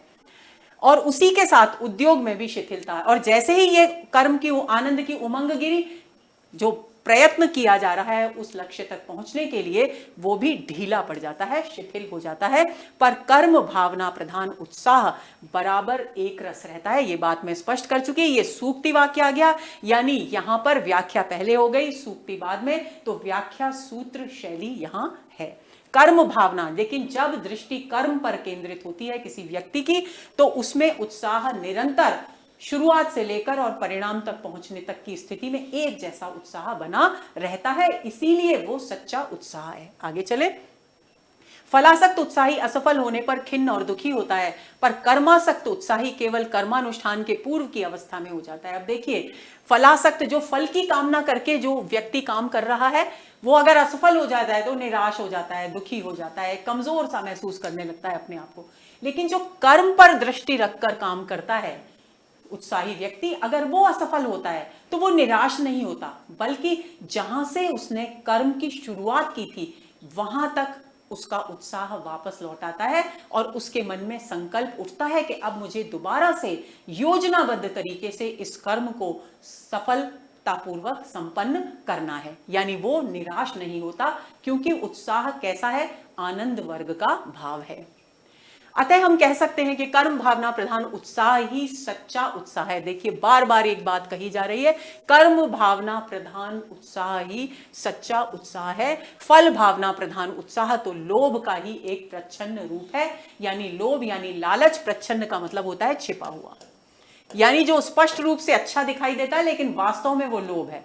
ऐसा उत्साह, लोभ का, फल भावना से उत्पन्न जो उत्साह है वो इस प्रकार का उत्साह है। उत्साह वास्तव में कर्म और फल की मिलीजुली अनुभूति है, जिसकी प्रेरणा से तत्परता आती है। यदि फल दूर ही पर दिखाई पड़े, उसकी भावना के साथ ही उसका लेश मात्र भी कर्म या प्रयत्न के साथ साथ लगाव न मालूम हो, तो हमारे हाथ पांव कभी न उठें और उस फल के साथ हमारा संयोग ही न हो। अब शुक्ल जी कह रहे हैं कि उत्साह वास्तव में कर्म और फल दोनों की मिली जुली अनुभूति है।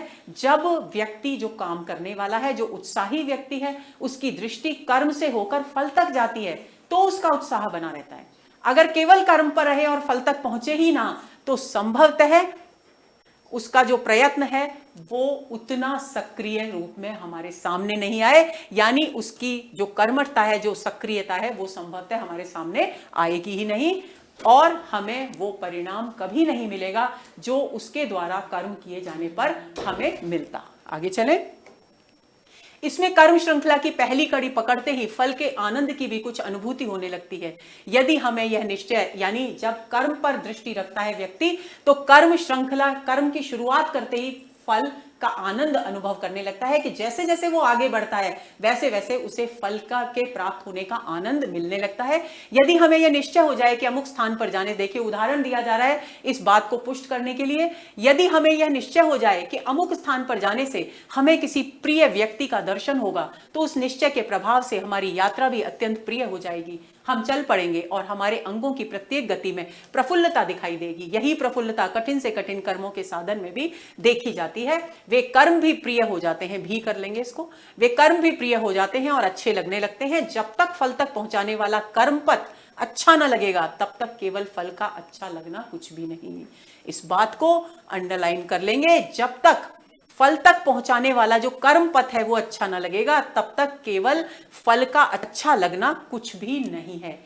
मतलब क्या है कि हमारा जो सेकंड ग्रेड का रिजल्ट है, हमारा सिलेक्शन, हमारा परिणाम, उस पर ही हमारी दृष्टि हो और पढ़ाई में हम आनंद पूर्वक ना जुटें, तो उसका कोई महत्व नहीं है।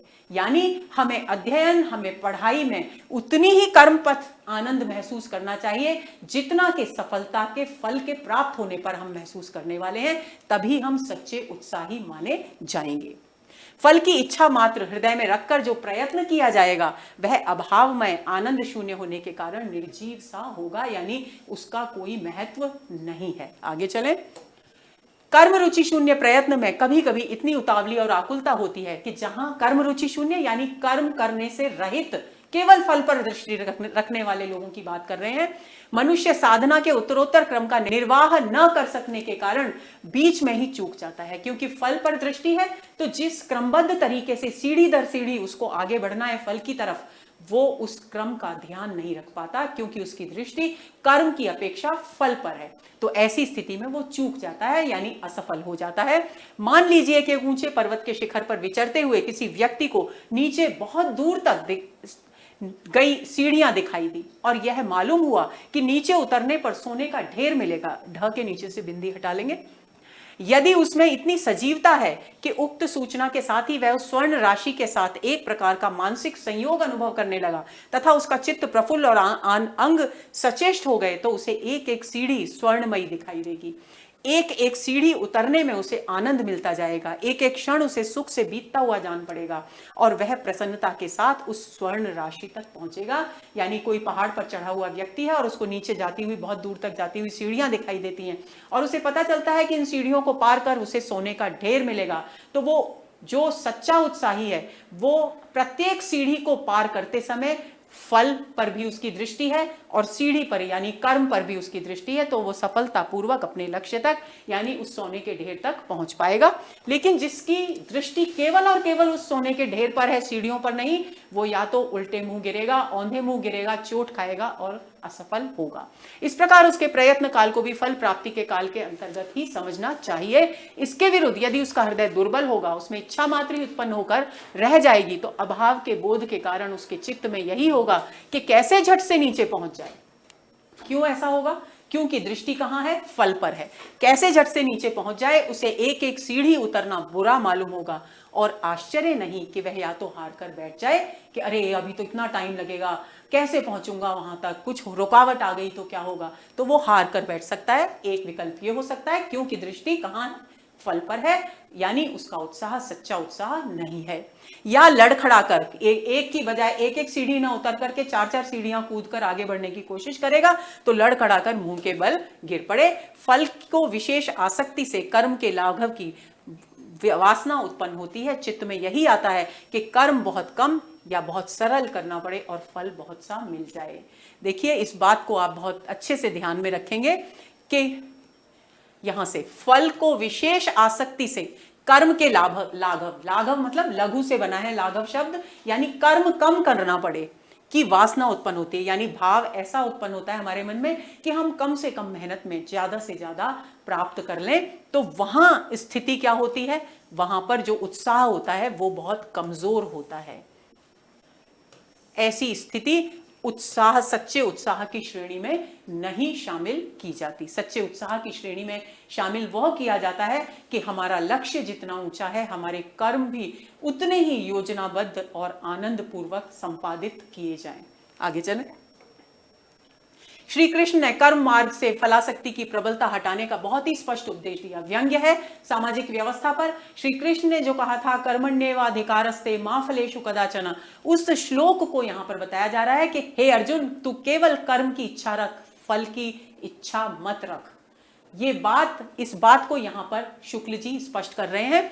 पर उनके समझाने पर भी भारतवासी इस वासना से ग्रस्त होकर कर्म से तो उदासीन हो बैठे। यानी उल्टा कर लिया भारतवासियों ने। व्यंग्य है भारतवासियों की मनस्थिति पर कि उन्हें कर्म से लगाव रखना चाहिए था, लेकिन उन्होंने लगाव किससे रखा?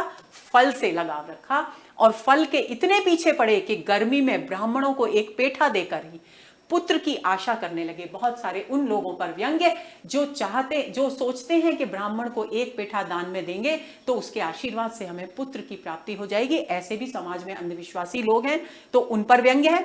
4 आने रोज का अनुष्ठान, कोई धार्मिक अनुष्ठान, किसी पंडित से पूछा भाई हमारे ये काम कब संपन्न होगा, तो वो कहेगा ये अनुष्ठान कर लो, इससे आपको सफलता मिलेगी। तो 4 आने खर्च करके अनुष्ठान कराकर व्यापार में लाभ प्राप्त करने की, यानी फल प्राप्त करने की इच्छा से भर जाएं। शत्रु पर विजय प्राप्त करने के लिए कोई अनुष्ठान करें, रोग से मुक्ति के लिए कोई अनुष्ठान करें, धन धान्य की वृद्धि के लिए अनुष्ठान करें।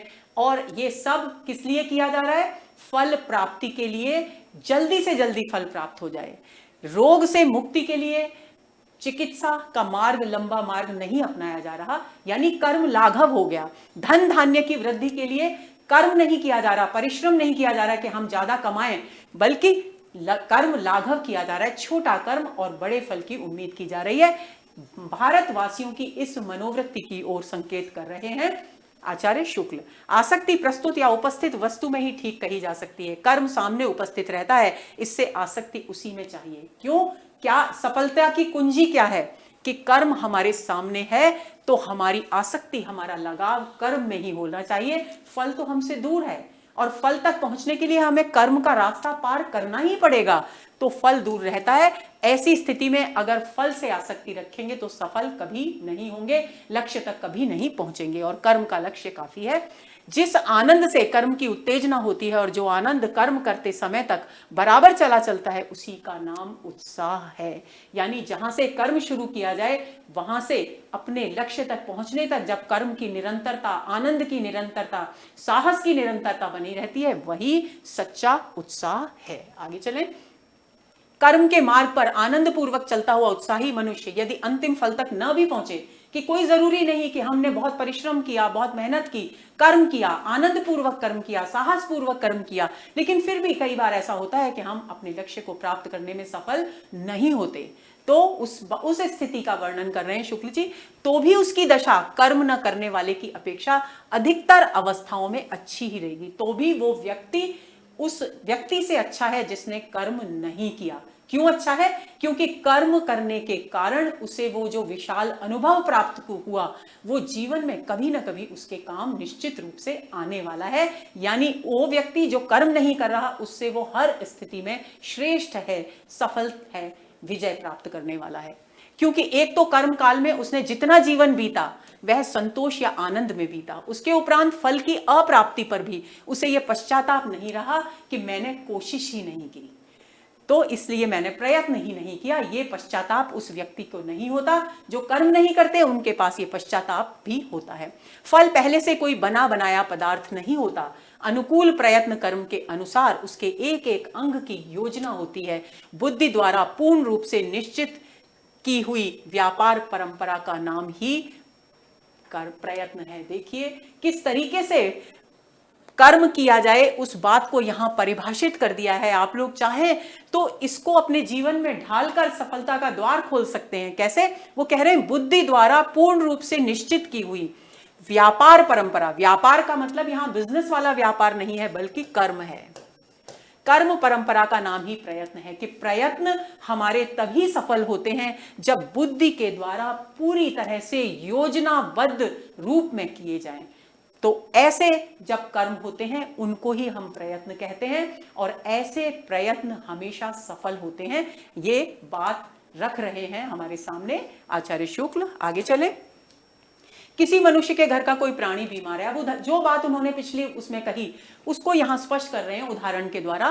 किसी मनुष्य के घर का कोई प्राणी बीमार है, वह वैद्यों के यहां से जाकर जब तक औषध लाकर रोगी को देता जाता है, इधर उधर दौड़ धूप करता जाता है, तब तक उसके चित्त में जो संतोष रहता है, प्रत्येक नए उपचार के साथ जो आनंद का उन्मेष होता है। कौन सा आनंद? कि अब इस दवाई से बीमार बिल्कुल स्वस्थ हो जाएगा। इस आनंद का उन्मेष यानी उदय होता है, वह उसे कदापि प्राप्त न होता यदि वह रोता हुआ बैठा रहता है। स्थितियां दो हैं। घर में कोई बहुत भयंकर रूप से बीमार है और एक स्थिति तो वो है कि हम उसकी बीमारी देखकर, उसकी दशा देखकर आंसू बहाएं। दूसरी स्थिति यह है कि हम उसके उपचार के प्रयत्न करें, उसकी सेवा करें, उसकी टहल करें, उसे दवाइयां ला कर दें, तो कम से कम हमारे मन में संतोष रहेगा और एक आनंद की लहर बनी रहेगी कि इस दवाई से निश्चित रूप से ये व्यक्ति, हमारा जो परिवारी जन है, ये पूरी तरह से स्वस्थ हो जाएगा।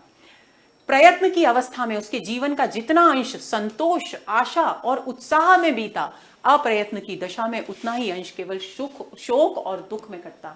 यानी भले ही वो व्यक्ति जिसकी सेवा की, जिसको औषधियां लाकर दी, जिसका उपचार करवाया, वो मृत्यु को प्राप्त हो जाए, लेकिन उसके बाद भी उसे पश्चाताप नहीं होगा जिसने सेवा की। क्यों? क्योंकि उसने अपना वो सारा समय उत्साह में बिताया, अप्रयत्न की दशा में, कर्महीनता, निष्क्रिय होकर रोने में नहीं बिताया। अगर वो ऐसा नहीं करता तो उसका वो सारा का सारा समय शोक और दुख में ही कटता। इसके अतिरिक्त उसके एक एक रोगी के न अच्छे होने की दशा में भी वह आत्मग्लानि के उस कठोर दुख से बचा रहेगा जो उसे जीवन भर यह सोच सोच कर होता कि मैंने पूरा प्रयत्न नहीं किया। तो पिछली बात को यहां स्पष्ट कर दिया गया है। आगे चलें। कर्म में आनंद अनुभव करने वालों ही का नाम कर्मण्य है। कर्मण्य ये सूत्र वाक्य हो गया। कर्म में जो आनंद अनुभव करते हैं उन्हीं का नाम कर्मण्य है। धर्म और उदारता के उच्च कर्मों के विधान में ही एक ऐसा दिव्य आनंद भरा रहता है कि कर्ता को वे कर्म ही फल स्वरूप लगने लगते हैं। कर्मण्य कौन है? जिनको अपने कर्म ही फल के समान आनंद देने वाले लगे, वे सच्चे कर्मण्य हैं। अत्याचार का दमन और क्लेश का शमन करते हुए, शमन मतलब शांत करना, दबाना, करते हुए चित्त में जो उल्लास और तुष्टि होती है, वही लोकोपकारी कर्मवीर का सच्चा सुख है।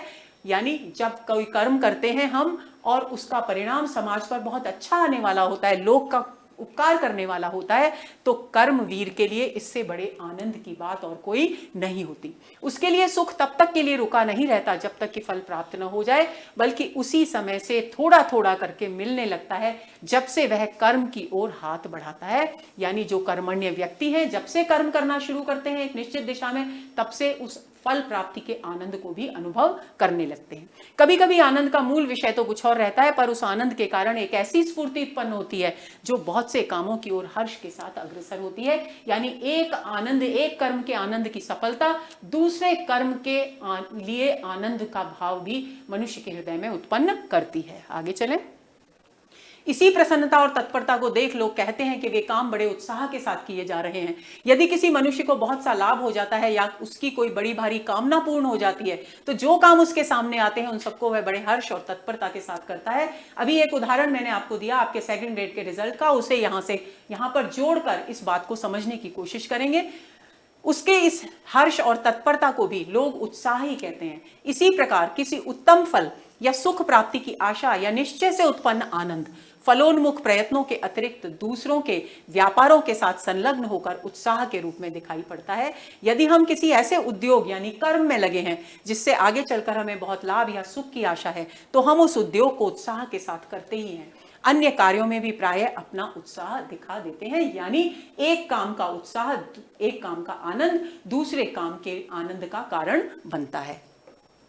यह बात उत्साह ही में नहीं अन्य मनोविकारों में भी बराबर पाई जाती है। यदि हम किसी बात पर क्रुद्ध बैठे हैं, देखिए पिछली बात को और अधिक स्पष्ट कर रहे हैं यहाँ पर, यदि हम किसी बात पर क्रुद्ध बैठे हैं और इसी बीच कोई दूसरा आकर हमसे कोई सीधी तरह की बात भी कह दे तो क्योंकि हम क्रोधी हैं तो हम उसके ऊपर अपना गुस्सा निकाल देते हैं। ऐसा भी होता है, यानी एक मनोविकार दूसरे मनोविकार को उत्पन्न करता है तो भी हम उस पर झुंझला उठते हैं। इस झुंझलाहट का न तो कोई निर्दिष्ट कारण है, जबकि सामने वाले व्यक्ति ने एक सीधी सी बात पूछी है, लेकिन हम क्योंकि पहले से ही क्रोध में हैं तो ऐसी स्थिति में हम उसके ऊपर झुंझला जाते हैं। यह केवल क्रोध की स्थिति के व्याघात को रोकने की क्रिया है, क्रोध की रक्षा का प्रयत्न है। इस झुंझलाहट द्वारा हम यह प्रकट करते हैं कि हम क्रोध में हैं और क्रोध में ही रहना चाहते हैं, यानी हम अपने क्रोध से बाहर निकलना चाहते ही नहीं।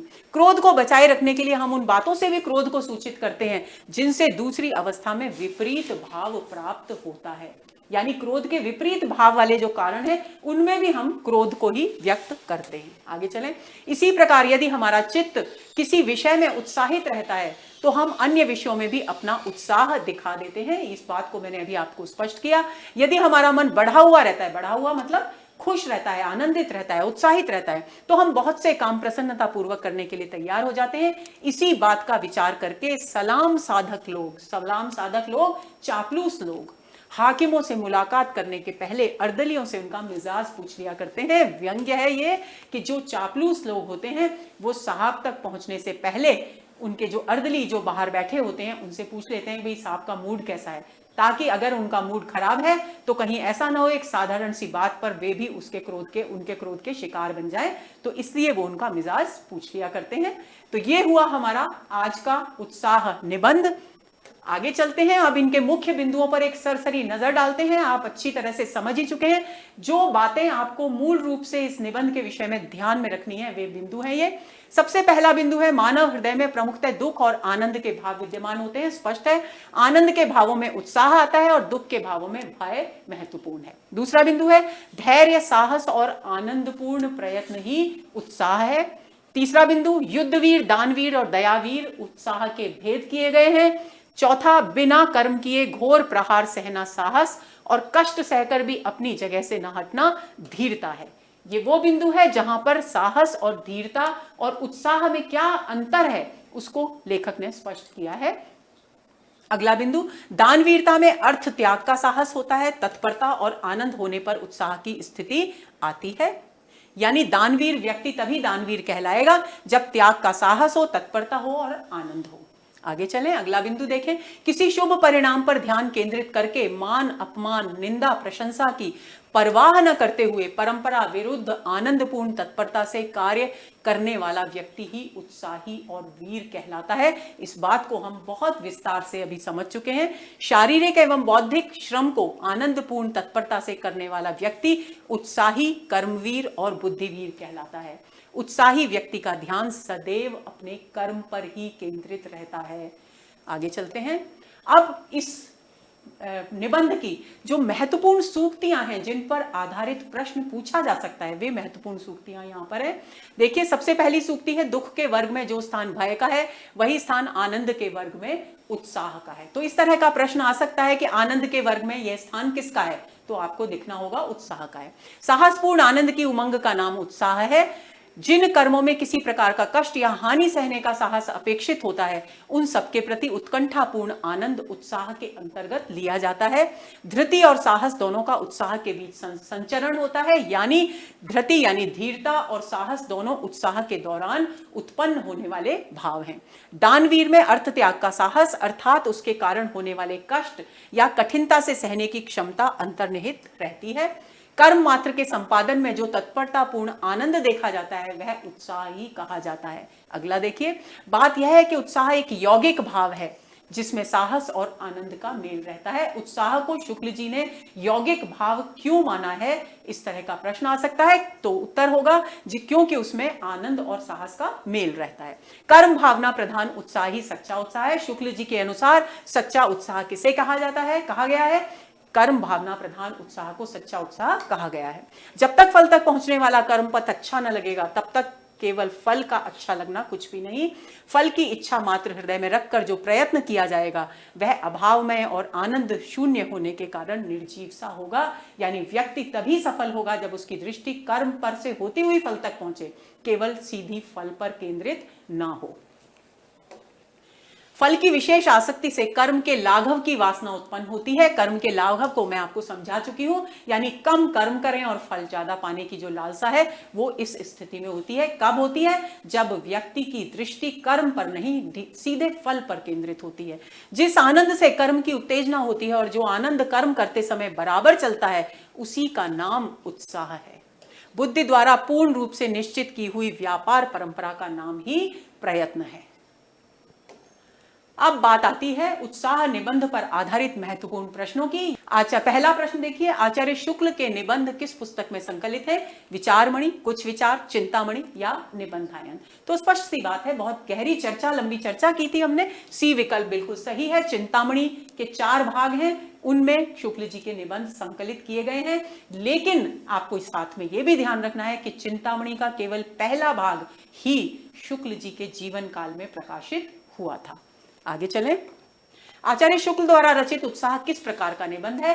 भाव एवं मनोविकार संबंधी, मनोरंजन प्रधान, ललित निबंध या विचारात्मक निबंध?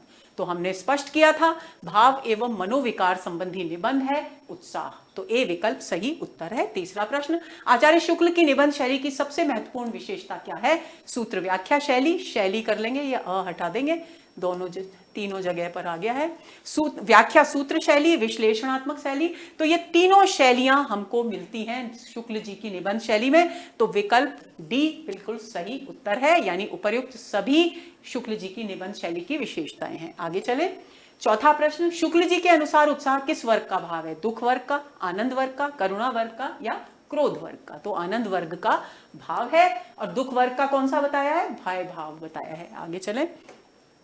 सच्चे उत्साही कौन माने गए हैं? कर्म सौंदर्य के उपासक, फल के प्रति आसक्ति रखने वाले, कष्ट सहने वाले या त्याग करने वाले? तो कष्ट सहने वाले तो साहसी हैं, त्याग करने वाले क्या हैं? केवल त्यागी हैं। फल के प्रति आसक्ति रखने वाले फलासक्त हैं और कर्म सौंदर्य के सच्चे उपासक ही सच्चे उत्साही हैं, क्योंकि उनकी दृष्टि कर्म से होकर फल तक जाती है। इसलिए ए विकल्प इसका सही उत्तर है। आगे चलें। आचार्य शुक्ल ने उत्साह में किस भाव का होना अनिवार्य नहीं माना है? ध्यान देंगे, नहीं माना है। आनंद, कर्म में तत्परता, सहनशीलता या बुद्धि की तत्परता? तो देखिए, सहनशीलता का होना यहां पर, आनंद का होना अनिवार्य है, कर्म की तत्परता यहां अनिवार्य है, बुद्धि की तत्परता भी अनिवार्य है। सहनशील होना साहस का परिचायक है, तो साहस तो पहले से ही कर्म में मौजूद है उत्साह में, तो सी विकल्प यहां सही उत्तर है। आगे चलें। बिना बेहोश हुए फोड़ा चिराने को तैयार होना साहस कहा जाएगा पर उत्साह नहीं। क्यों? क्योंकि उसमें आनंद का अभाव है, क्योंकि उसमें सनक है, उसमें साहसी होने का प्रदर्शन है, उसमें पीड़ा है। तो इसका सही उत्तर क्या है? आनंद का अभाव है। कोई भी हंसते मुस्कुराते आनंद ग्रहण करते हुए, आनंद प्राप्त करते हुए अपना फोड़ा बिना बेहोश हुए नहीं चिरवाता। तो इसलिए ए विकल्प यहां सही उत्तर है। आगे चलें। कर्म के अनुष्ठान में आनंद किस रूप में दिखाई नहीं देता? कर्म भावना से उत्पन्न आनंद, फल भावना से उत्पन्न आनंद, निष्क्रियता से प्राप्त आनंद या विषयांतर से प्राप्त आनंद? तो देखिए, 3 प्रकार के आनंदों की चर्चा शुक्ल जी ने की है, तो सी विकल्प यहां बिल्कुल सही है, क्योंकि निष्क्रियता से प्राप्त आनंद यहां पर शामिल नहीं है। कर्म के अनुष्ठान में ये आनंद दिखाई नहीं देता, क्योंकि ये आनंद किससे जुड़ा हुआ है? काम नहीं करने से जुड़ा हुआ है, और बात की जा रही है कर्म करने की। आगे चले, 9वें प्रश्न पर आते हैं। फल की भावना से उत्पन्न आनंद से प्रेरित होकर कर्म करने की तत्परता तब तक उत्साह नहीं मानी जाएगी जब तक व्यक्ति का ध्यान फल पर केंद्रित रहे, जब तक फल पद तक पहुंचने वाला कर्म पथ व्यक्ति को अच्छा न लगे, जब तक व्यक्ति फल प्राप्त न कर ले, या उपर्युक्त सभी। तो बी विकल्प बिल्कुल सही है। जब तक फल तक पहुंचने वाला कर्म पथ व्यक्ति को अच्छा नहीं लगेगा, तब तक फल की भावना से उत्पन्न आनंद से प्रेरित होकर किया गया कर्म उत्साह की श्रेणी में शामिल नहीं किया जाएगा। 10वां प्रश्न, फल की विशेष आसक्ति से कौन सा भाव उत्पन्न होता है? दुख, क्रियाशीलता, कर्म लाघव की वासना, या चित्त की चंचलता। तो कर्म लाघव की वासना उत्पन्न होती है। सी विकल्प बिल्कुल सही उत्तर है। तो दोस्तों, ये हुआ हमारा आज का सत्र।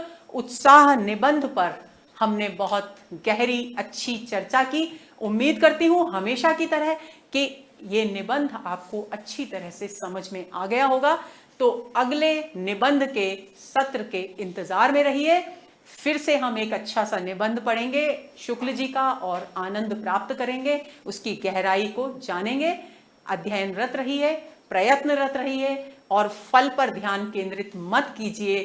कर्म का अच्छा लगना बहुत जरूरी है। कर्म पथ को आनंद से करते चलिए। नमस्कार।